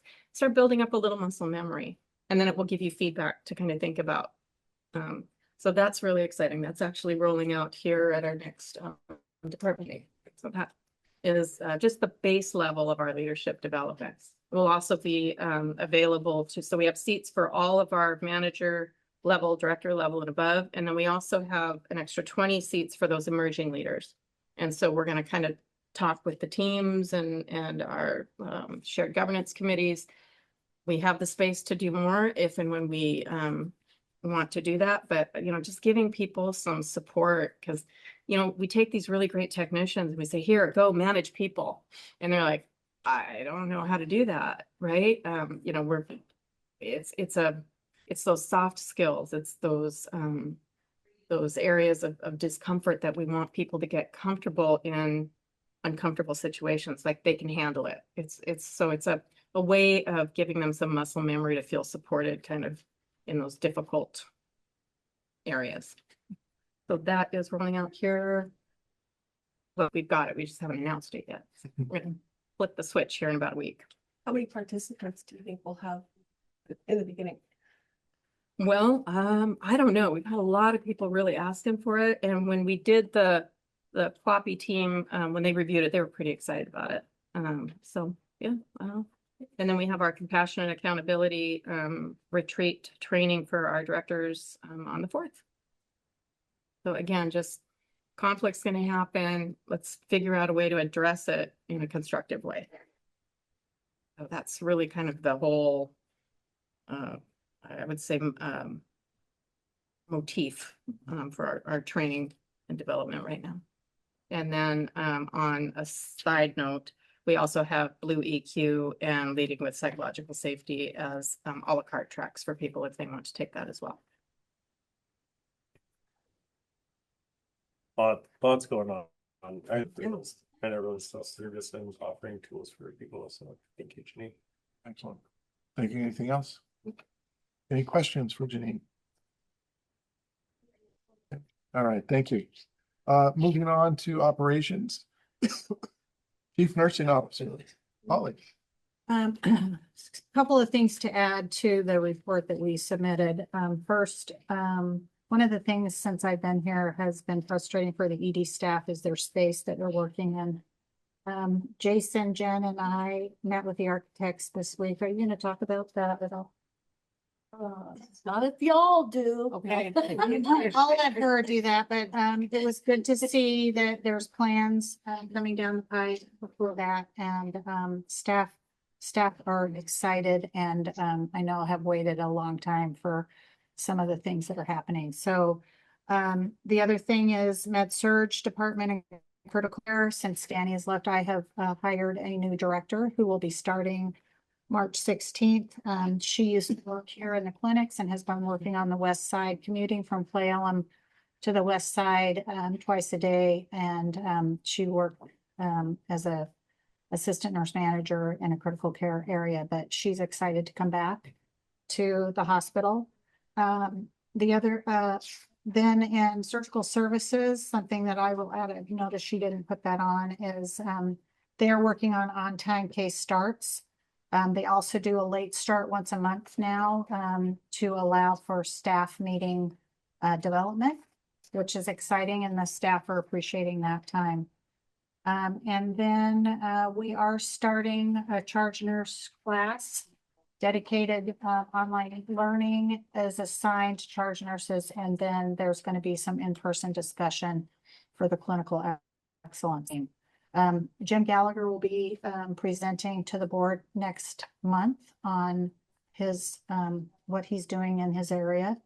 So that's exciting. And then the other thing I just asked Mandy about this week is our culture of safety survey that we did last year. And I'm not sure we've done a lot of follow-up on that. So that's going to be one of my things to target, because I think we have some opportunity of staff feeling safe and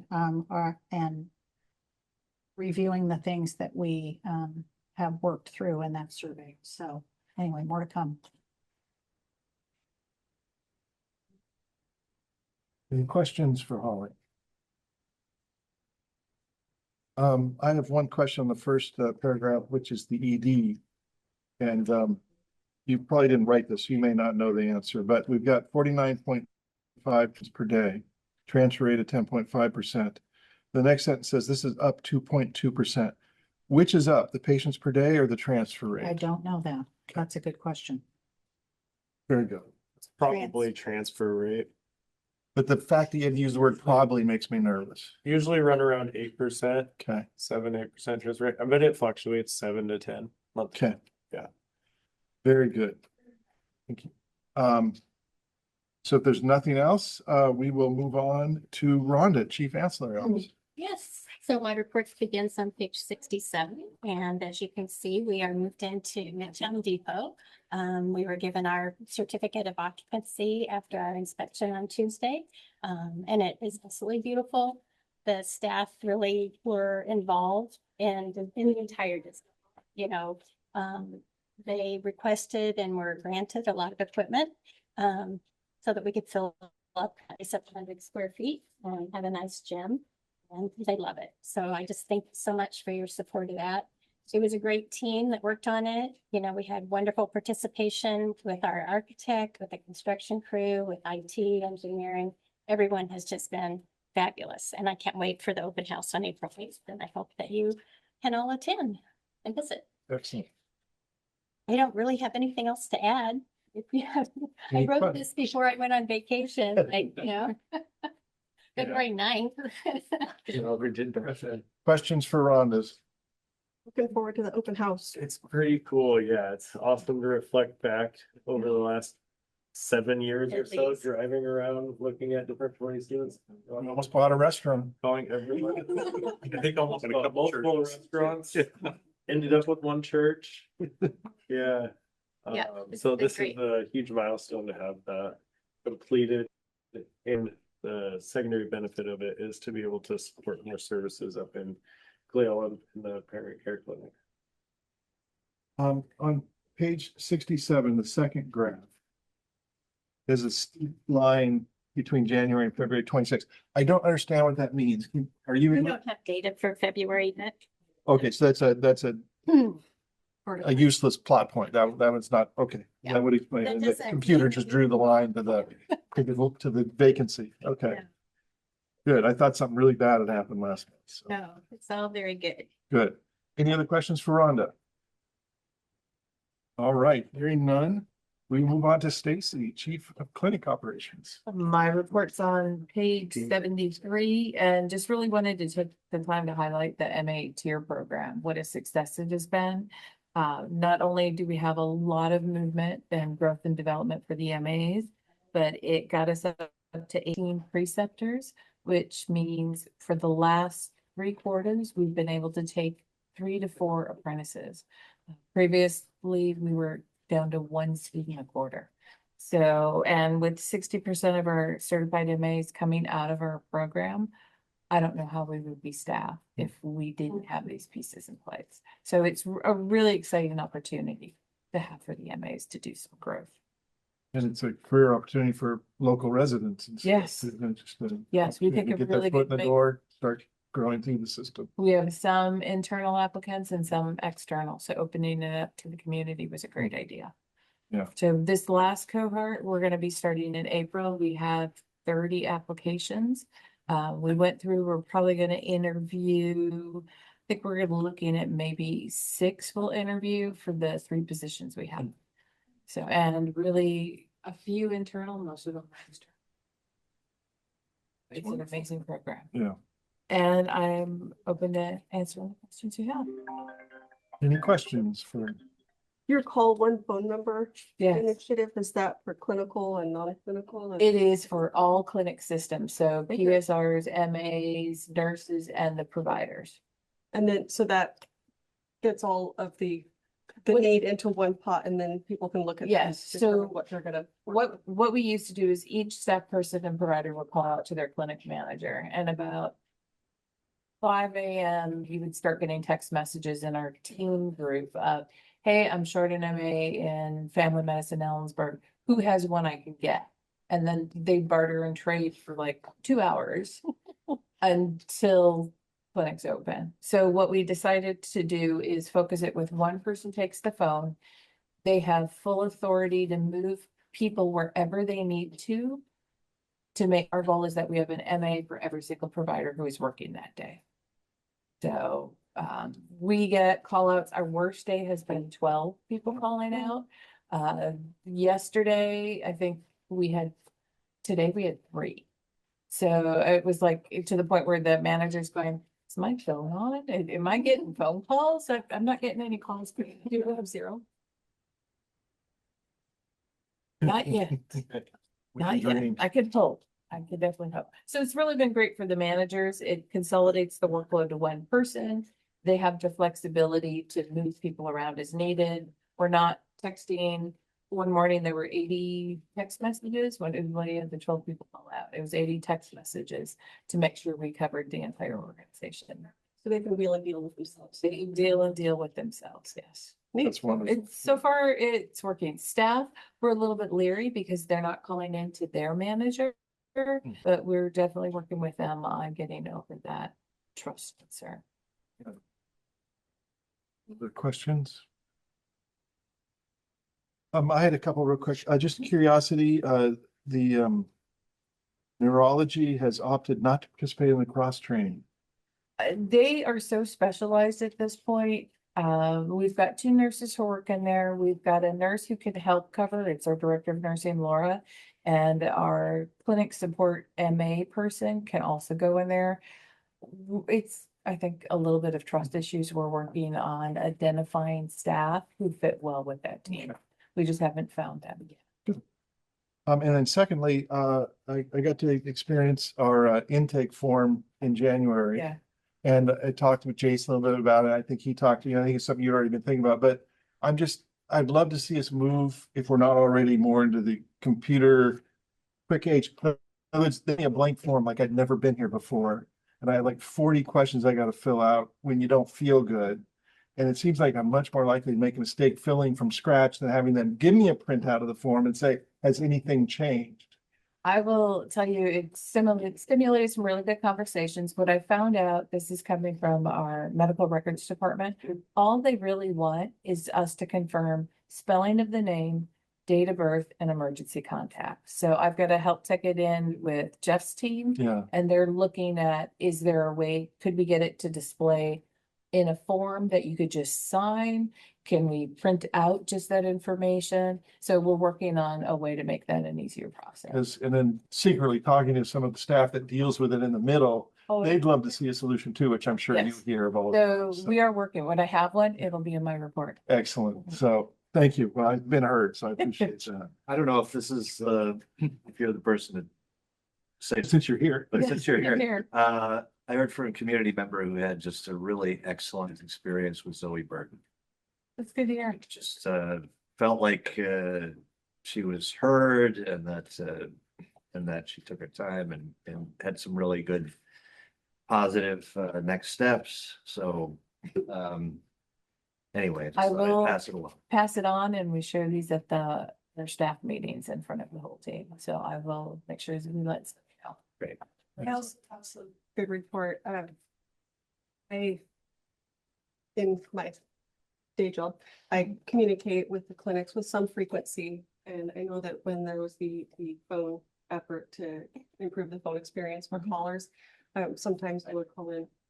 I think they're urgent. I would call back. I was one of those people that racked up a lot of calls trying to get through and not pop into the voicemail system. That has completely changed. It's no longer my experience. Very responsive. And then when I'm doing it by somebody on the other end, they're exceedingly helpful, and the turnaround is lickety split. So I will take that as a very successful yeah, way. 'Cause it's that has been an amazing change.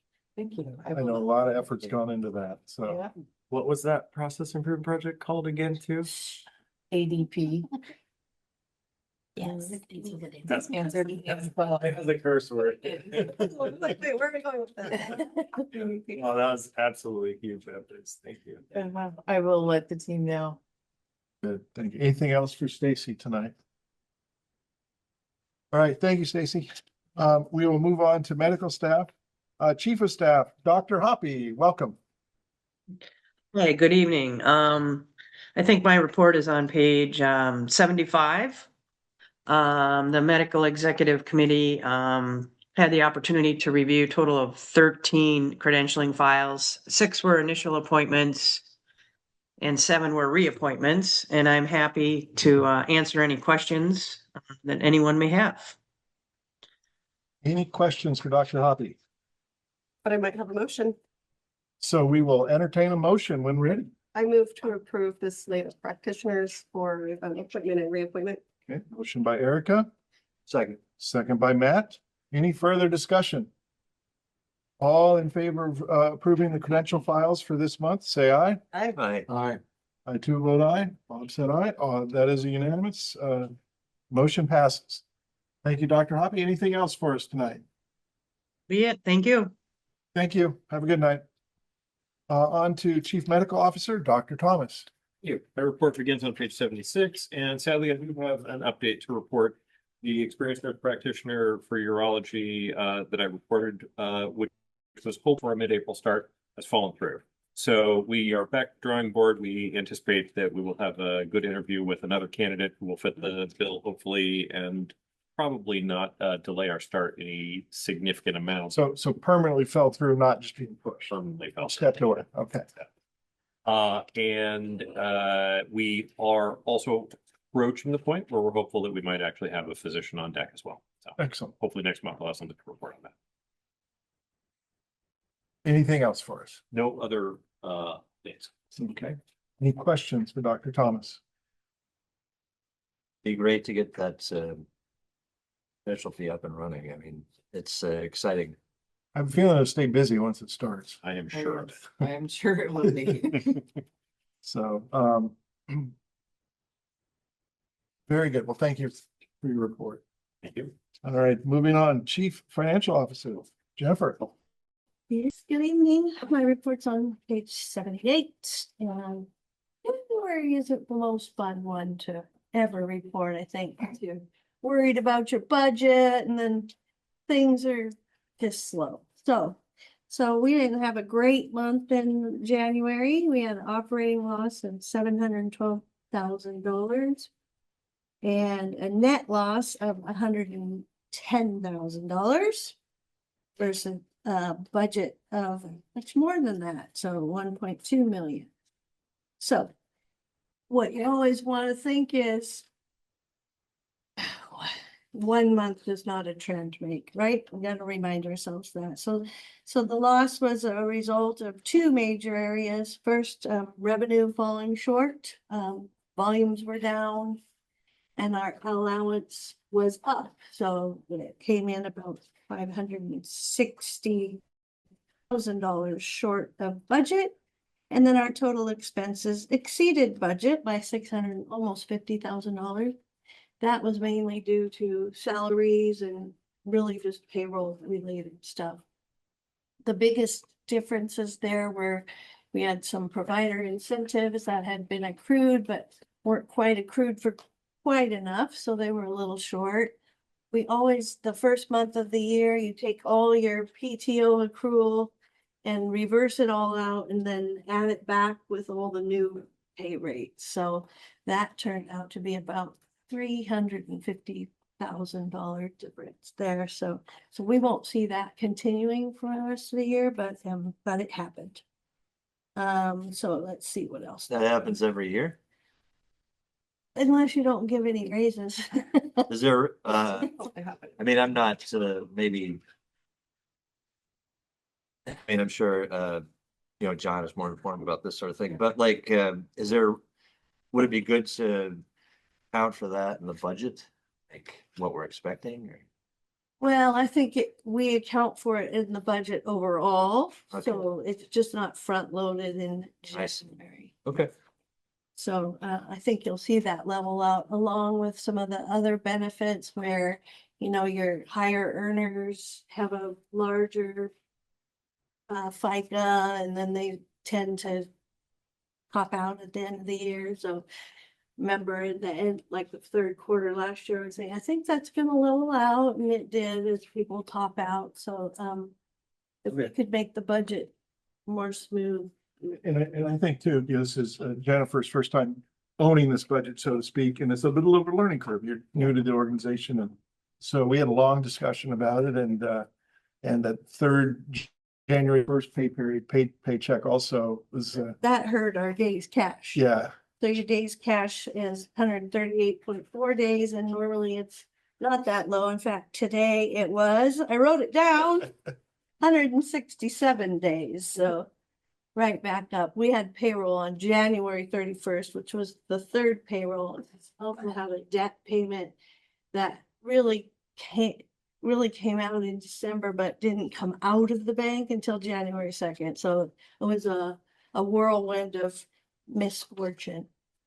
Yeah, well, your point's well taken.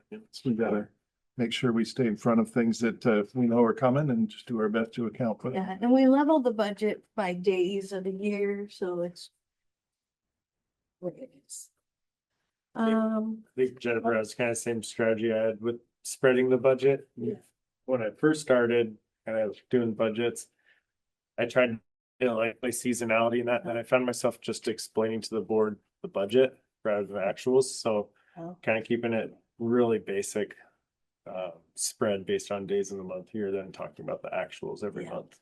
That's why at a certain point I changed to year to date, because I want to really look at the year to date eventually, right?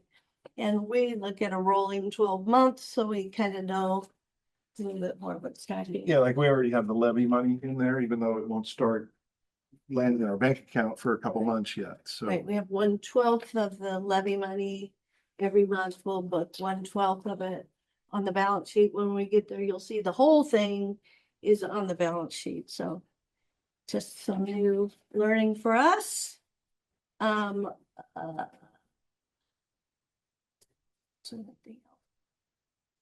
there were not a lot of babies in January, but we're doing better in February. Yeah, babies, every day we go to that, there's 2 or 3 babies about to come. So I think they're at 21 babies this Okay. month so far, right? So, and then you can just see the volumes on the next page. They're pretty much yellow, across the board, except for patient days, which doesn't help because they're like here longer. We don't really want them to be here longer because we have to keep our patient days, our length of stay at 4 or less. Lab did great.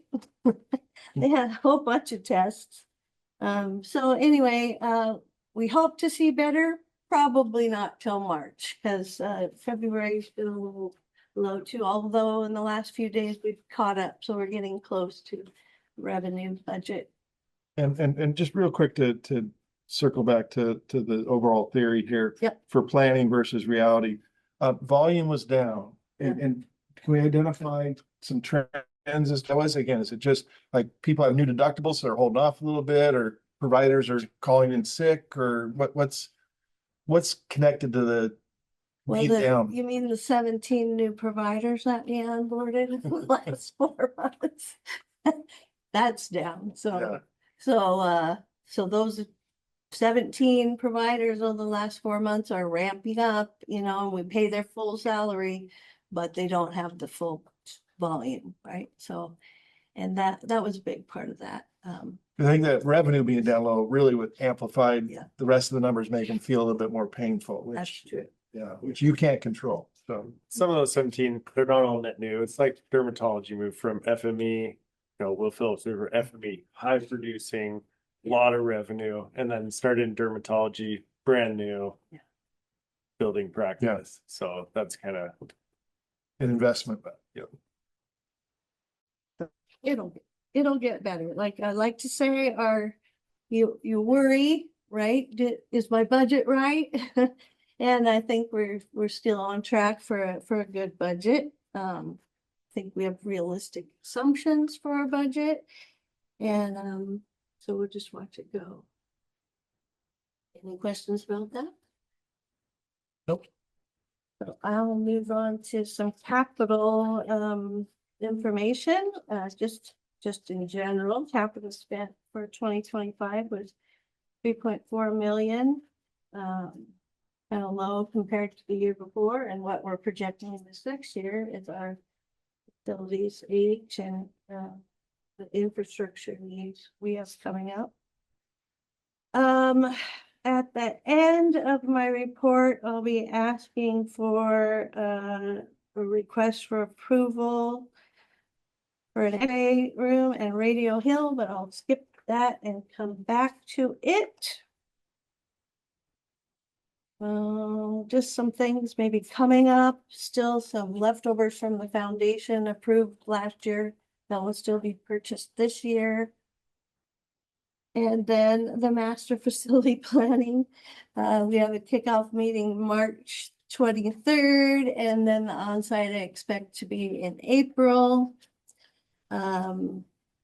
Like Jason said, JJCA will present concept drawings from our, from the Cleellum Clinic and the, or no, sorry, to HD2 board for the Cleellum Clinic. You remember you approved for them to come out and do those two pieces of work. And then we'll expect them to come introduce the concept drawings for both the and the ED at your next March meeting. What they did with the ED, which I'll talk about. They came and we said, we have real pain points for the ED. We have beds in the hallway, we have a limited amount of space. So can you help us to alleviate some of those pain points? And then kind of also a longer look, should we not have done the master facility plan? I know I've been a broken record since I got here to do that. And so now we are going to do that. So we're just really looking at that short-term plan of the ED, staying within the walls of our hospital for now, but really doesn't address volume increases, but does address the hallway beds. So get rid of the hallway beds within the walls of the ED. I hope to have that done by the end of the year. So we'll be talking about that as we go. Questions? Yeah, some staff and patient safety features integrated or is in the conversation. Oh, yeah, security and Yeah. triage and what have you. So when they come, they'll also address that again with the staff. Sure. And so on to statistics, talk about the deliveries. They were low, but seems to be a lot of babies in February, if you ask me. Surgeries are down. Amy and I have a plan when she gets back to kind of dig into surgery a little bit as far as supplies and procedures and charges. See how I could help there. Rehab is down, and I think we have talked about what we're going to do about that. Is that provider related? Like this, if we had more providers, it'd fill up more? Or? Yeah, we're very short. Yeah. We do not have a speech therapist located in our office down here now. So the Cleellum speech therapist is covering and also covering the hospital. And we're down about 4 FTEs and physical therapists and haven't been able to get recruitment. Yeah. Yeah, I know that you guys are thinking about that, Jason. It's in a, pinch point there. So we've been extremely doing very well recruiting and the rehab division has not been doing great recruiting efforts. So I don't know what's going on there, but that's a big reason why volumes are down. But even if you look back to 2018, it's been pretty much flat while all of our other systems have increased by 50, 60, 70%. So working with rehab visions to come up with a solution. Also affecting your talk about swing beds at all. We can't. It would be nice too. So questions about that or volumes? I really don't have much to say about the year over year, except for the percent ED visits to inpatient. We really targeted to jump back to 2024 rates there. And like Erica said, does that mean they're going to the hospital? Yes, but financial wise, we like it. Sorry. So we're tracking about 10% there and we want to hit. So try not to talk forever. Let's see, the dashboard is there. You can see the operating income. We will be adding net income to that graph, just didn't get it done. Accounts receivable, we talked about with Lisa, we're at a real sweet spot. We'll have to kind of look at that when, if they really implement the 30-day payment and see where we land there, but I'll believe it. Oh, so today's cash on hand is 169.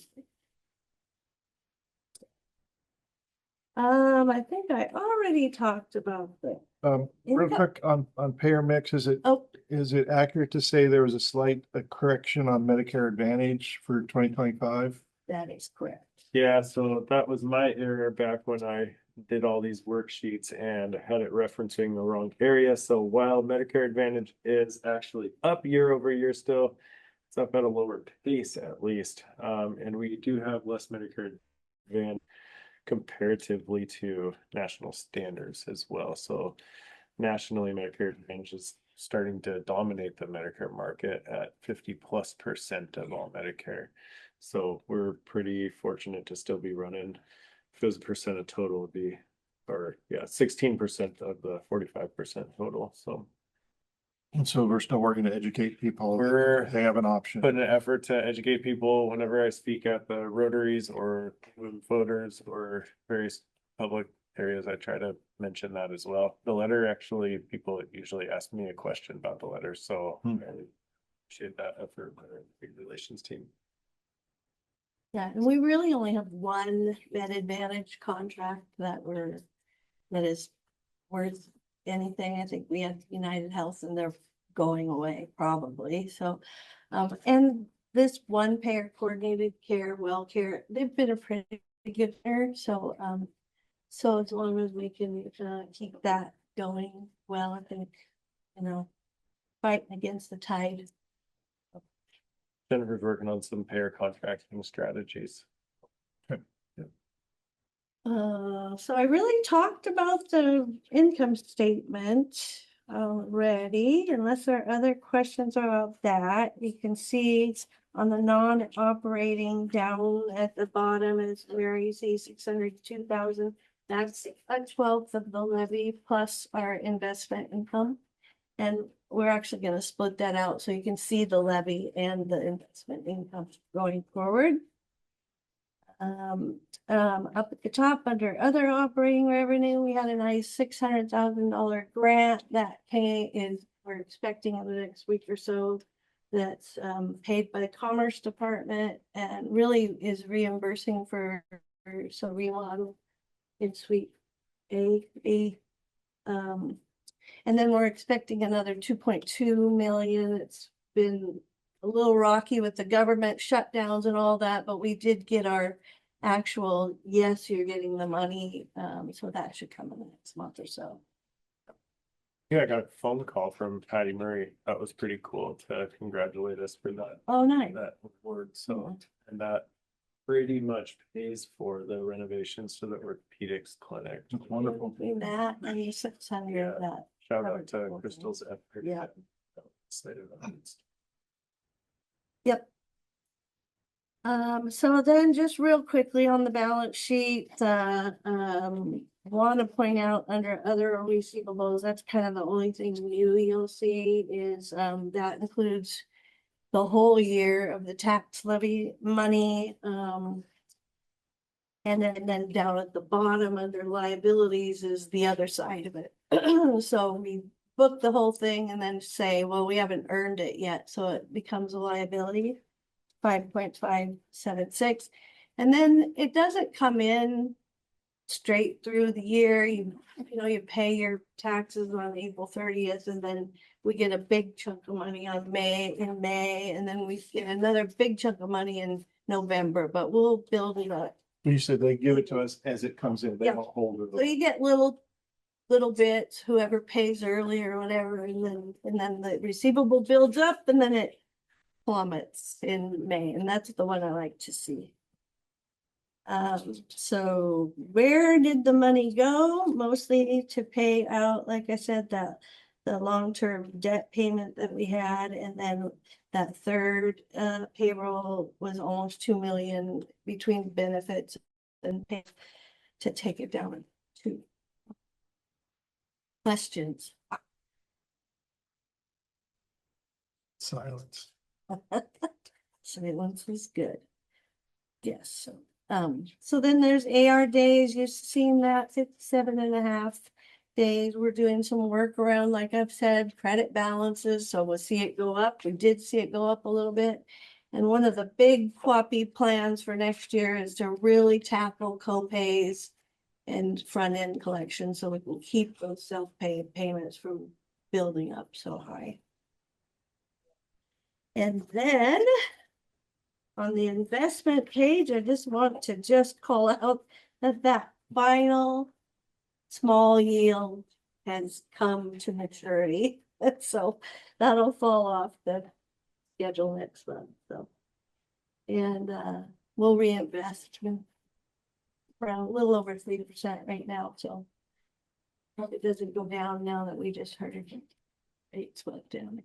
But I'll be reinvesting on Monday.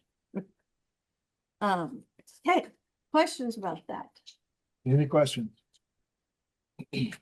Nope. Okay, on to capital. Can we stay? So, so the foundation, because they're doing their fundraising up in Cleveland, wanted to kind of pick a piece of equipment for what do you call it? Upper County, sorry. That might be useful for their paddle raise at their gala. And so we chose, or Kimmy chose, or you chose, everybody chose, the X-ray for urgent care, which is ready for replacement in 27. But we thought it was a really good piece to call out for that, not one that we were necessarily going to buy already anyway. And so it would be a nice thing to see. The paddle raise is generally about $50,000, I believe. And so the total cost of it is $185,000. And so we are asking, before we go ahead and tell the foundation to announce it, that we would pay the difference. So that's what we're asking from you tonight.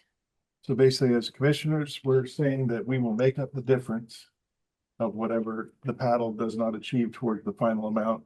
And with that approval, then we can commit to the foundation. The foundation will do the event, and then you'll come back to us with the exact amount once you've counted the money from the paddle raise, at which point, but we're just telling in advance, we will approve it.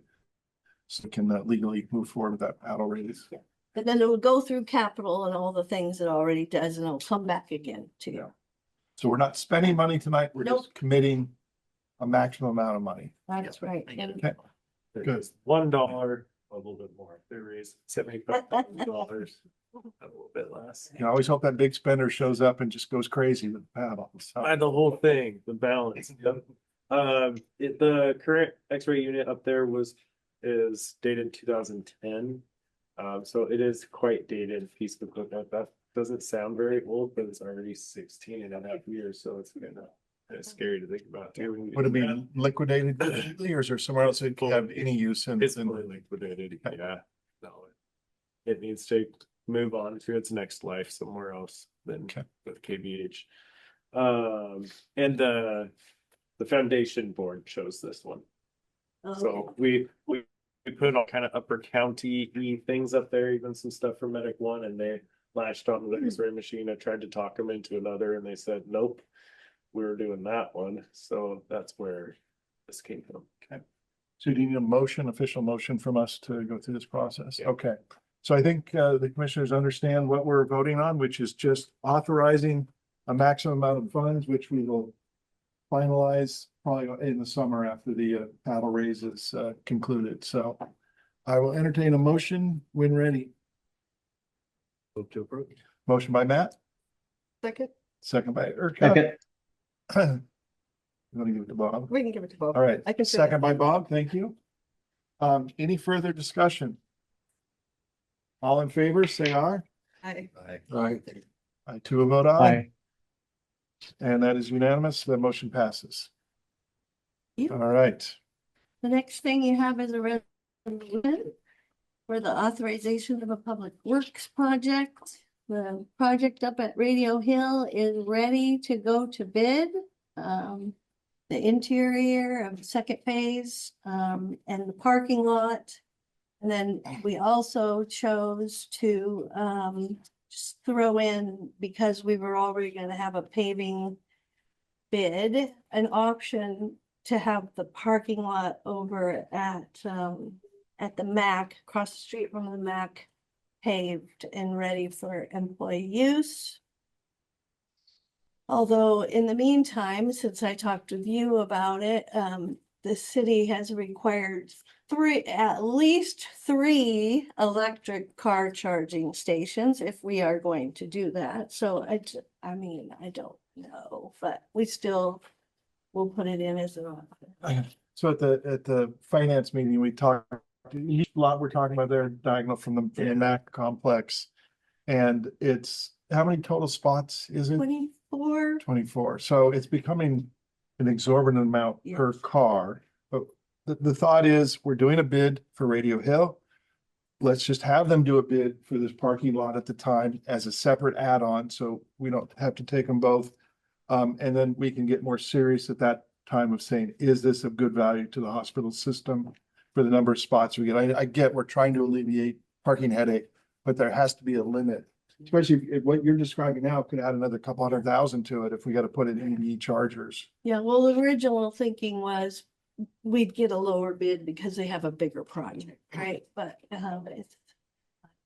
gonna But happen. it'll be clear in the thing Yeah. that these are two, that they can win one, but not the other, right? Right, yep. Okay. I don't want to get too far ahead of ourselves, but if we didn't put in a parking lot out there, what we do, we just sit on it. Just sit on the land, just keep. Thought maybe we'd throw some gravel down. Cars might just end up sitting there. I don't know. All right. Yeah, I was wondering if we could just put gravel on it and park there anyway. Don't know. I'd probably, These me and people- Dr. Thomas are on the challenge for I'll who parks park. the furthest away. At some point, the citations are a lot less than actually paving. So Yeah, it was one that we did all the design work back in 2023 when we purchased that chunk of land, but we never took it further and took it to bid. So if you drive through there between Monday and Thursday, 8 to 5, it is jam packed with cars along the streets and the parking lot. You have to sit in the parking lot for a while. And we have in-place parking over at CVS, and we don't have permission for that either. So it is, and just where it's positioned, there's not much parking in the city streets either. And I would hope maybe the city would give us a variance as well for the new charging stations. And doubt it. I tried that process for plants and it got shot down. because as you recall, vegetation required also. Yeah. I'm wondering about the about the EV chargers. Is it a franchise? Is it like getting it? Like some places have like pop machines and candy machines that are owned, installed by another. Can entity. Tesla install those? We can explore that. And they can, Somebody they actually maintain sent it, they me that. collect it. So we can explore that with Tesla. And then they pay and then they get the. If there's one money. that's broken, they come and fix it. Yeah. Us having Well- to take on a new stream of Yeah. service. So The it's- reason we added is because the plans are already done. It didn't cost anybody money to throw it in. And so That was the alert. bid request will not include the EV chargers. It's just the pavement and meeting the rules of City of Ellensburg. Is that correct? Yeah, this was new information we just learned, Yeah. so we probably will have to explore that a little bit further. Yep. Yeah. So it would be a bid and then we would probably an EV modifier to that to some Yeah. extent. And it would still totally be option, so this is fully optional. No commitment. It's just they're going to be paving Radio Hill and have the same equipment. So the theory is Have a contractor. maybe, That was the theory. yeah, it's good to have a Do theory. So something. Not working. Bob, do you have any questions about what we're talking about here? Yeah, the plan was No. solid, the city. Be charging. And then How- past that, oops, sorry, Bob. Go ahead, Bob. How can the city? I thought there was a certain ratio of handicap access to everything. But there's no what kind of leverage does the city have to actually force us to put those in there? It's on new construction, so we got away with not having to do it at Radio Hill because it's a remodel and not a new building. I think they're gonna stub in some electric just in case we add it later, but yeah, so anything new. So I guess they're deciding this is new because it's a parking lot. Okay, Okay. thank you. Yeah, similar to the vegetation Yeah. Versi. And so this resolution is just committing to putting out for bid. We're not committing any money at this point other than putting it out for bid. We'll Right. take all those into consideration and There'll be a public opening and then I mean, this is, this maybe doesn't matter, but since that, lot near Mac is in there, do we have to retitle this? Like authorization of a public works project, Radio Hill Phase 2? Do we need to say? oh, it says it in there. Yeah, it's in the text of it. I was just wondering if, Also considered, even though it's I not. think that's just a located. title. okay, all right, if that doesn't matter for any sort of legal reason,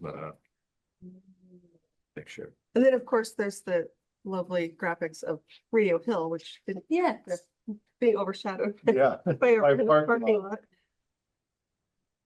But it'd be really nice to expand Radio Hill and Well, it's such a take fantastic. advantage of that asset, space. Just Yeah. waiting to be. Especially now that we can increase the parking over there and Yeah. hopefully make it ready for a larger. I'm excited about the dead file space. Yeah. Not the alive file space. Anything else we need to know about the resolution? I don't think so, unless you have questions. Radio Hill's going from, was it 43 parking stalls to 100 and something? Yeah, 42 to 103. That's a lot. So it's a significant add. Yeah, I appreciate Jennifer's efforts behind the scenes to get the lot line finalized to make this even feasible. So, Yeah, that was a great effort. yeah, Now- delicate, Shed. Yeah, oh no. quite a journey. So, Yeah. if there's no other questions, I would entertain a motion when anyone is ready. I'll move to approve resolution 2102 to take these out. Motion by Erica. I go, Terry, you want to make a second it? Do you want to do a second? Yeah, I'll second. Second by Terry. Any further discussion? Hearing none, all in favor, say aye. Aye. Aye. Aye. I too will vote aye. That is unanimous, that motion passes. Good. Anything else you have for us? All I have, unless there are other questions. Any other questions? For the CFO? All right, thank you, Jennifer, appreciate it. So now we are moving on to commission and board reports. We've got a 2026 AHA Leadership Summit in Denver. Matt and Terry have both expressed an interest in possibly going to it. Anyone else have any interest in this conference? Bob, any interest in the leadership conference in the summer? It's in April or June? It's in July 12th through the 14th. Huh. You don't have to decide now. We'll have another, we're just kind of planting the seed. Because Perfect. like I'm interested. I don't know if I want to commit to it yet. I have to see how things go, but I appreciate Matt put his name in early and Terry. We'll have to get some information, what the agenda is, schedule, and there'll be some ticking things that we have to time-wise will become more critical as we get closer. I have some interest, but not the, So you did this, but what's it out? I like the scale, like Yeah, maybe, give me the maybe scale. like this. I Okay. don't know. My curiosity is piqued. Okay, Is that? It's a good agenda. I looked at the agenda yesterday. Okay. good. Yeah, I'd be curious. Yeah. So, so Bob, where'd you, maybe not, or a definite no, or a definite yes, or a maybe at this point? I would say pretty much a no. Okay, so leaning towards no, right to change your mind at some point. You're a maybe, I'm a maybe, and we've got two that seem sincere about it. So I think we're just looking for, we've kind of gotten the routine that we as a board approve any travel outside of the state to make sure it's for the best interest of the board and the hospital. So do we want to do a motion to approve this, or do you want to save it for another month? That you guys are going to do it, and when Eric and I can say we do it all at once, or does anybody have a preference? Well, look, if you guys might be going, what we could do, if you wanted, would be to approve, all four of us or whatever, could go if we wanted, it would- Approve the option. Yeah, so then, because I forget when the, early bird deadline is. And it's probably not for a while, but it's, since we only meet every month. Be able to move quickly when needed, yeah. So, I mean, that's a possibility. That's a reasonable suggestion. I have no issue with it, so if anybody'd like to make such a motion, I would entertain. I'll move to approve that board members have the option to attend the 2026 AHA Leadership Summit in July. Okay, I'll second. motion and second. Any further, you want to give that one to Bob? Go ahead. Okay, second by Bob. Any further discussion? Hearing none, all in favor, say aye. Aye. Aye. Aye. I too, aye. That motion passes. So very good. And then I just wanted to add, I'm sorry. Oh, go ahead. Done. So, Mandy, it sounds like, individually, then we'll just approach you about it. yeah. And if somebody can let us know if there's a deadline, like, hey, if we wait too long, it costs more, let us know the early deadline. They can force a decision before then, so we're at least as efficient as possible. That'd be great. All right, moving on. So then we also have the Wishes Chelan Conference this year. It's later than usual, June 28th through July 1st. No decisions have to be made tonight. I couldn't really find an agenda yet for what they're actually going to talk about, but again, it's one we often go to just to meet with other leaders in Washington State, hear what they're doing, share ideas and that sort of thing. So just putting it out there that it exists. And I'm not sure if the dates help any of you decide if it's even feasible. And no decision has to be made today, and maybe no decision at all, but just want to see any thoughts on that conference this year overall. I felt like they were maybe a COVID casualty and they were really dropping off, but the last one was better. And which surprised me because they took so long to get their agenda out. Yeah. It wasn't. You always had to commit before you knew what they were really It going was to a cover. mystery so. bag. You just didn't Yeah. know what you're signing up for. I mean, to really, this last one, I really appreciated, especially the kind of background on state legislation and how it might affect the hospital. So I thought there were a couple of really good sessions. And whether the dates work is separate. Yeah. But I thought it was worthwhile. Yeah, I don't recall ever going into July before, but It is late. the way It is kind of nice that it doesn't run right up to the day before the board meeting like it does. every Yeah. other year. Yeah. Agreed. Bob, can you hear me without your headset? Bob, do you have any thoughts on the Chelan conference? If you find it useful, Yeah. not useful? I find it useful. Yeah, for Okay. sure. Terry, you have any thoughts? Yeah, I find it useful too. Well, I'd say, let's track it, get some more information. I don't think there's any deadlines we're up against yet. Hotels are very hard for Chelan. At this Should we- point, you probably Should we are. book those because we can release it at no charge, I would assume, if we do it reasonably soon. Yeah, depending on the place, some of them, they have a long installation period. Okay. I know Wish has been moving stuff around to try to save money, so I don't know for sure if they're gonna have it in the same place. We could ask I them. think they Because they have. just- I think it says Campbell's. They have guaranteed at Campbell's for like 25 years. I thought How they many of said your they saved- team might go to this sort of thing? Any idea? October. So if you guys do talk about it and you want to save 5 rooms for the board and 1 rooms for senior leadership, let's at least get them on the calendar and we can back out later, I guess, because it's easier to release a room than to get a room. So Yeah. if Because you, who all went last year? And we have them already, don't we? Reserved? did we reserve them? Maybe not. If you went last year, like you get like first preference for Pretty rooms. sure I went last But year. if not, you have to submit a form by October, and so you might be okay since you went last year. I'll check. Yeah, it'll be chef's surprise, whatever it is. Because they also have other hotels they're offering to people too, so. We will see. Anyhow, I just wanted to get on the radar, make sure people are thinking about it. If it's useful as an organization, we can do it. If not, we'll do something else. So, You need more direction. okay. Very good. Is there anything else that people want to discuss during the public session here? What do we need for executive session from your I side? just need Holly and Dr. Thomas. Everybody else welcome to take off. Okay, but stop there. How long do you need Oh, from your session? 20 minutes. And Jennifer, you're welcome to hang out if you want. Okay, I then need, What are you buying? Options are the worst. You need to know why. yeah, we'll get to that in a second. So then I need 30 minutes with just the board members when we're done with your session. So we're looking at 50 minutes. 50 minutes of executive session. So we'll take a break for 4 minutes. Sandy, sorry, do we need to indicate what that 30 minutes is for? Yeah, we need. It is, it's all related, it's personnel. Money. Yeah. And so yours is personnel or what? Yeah. Okay, so it is, executive session is all for personnel. Do you need more than that? Yep, read the RCW, please. RCW 42.30.110 subsection 1 subsection G. Yeah.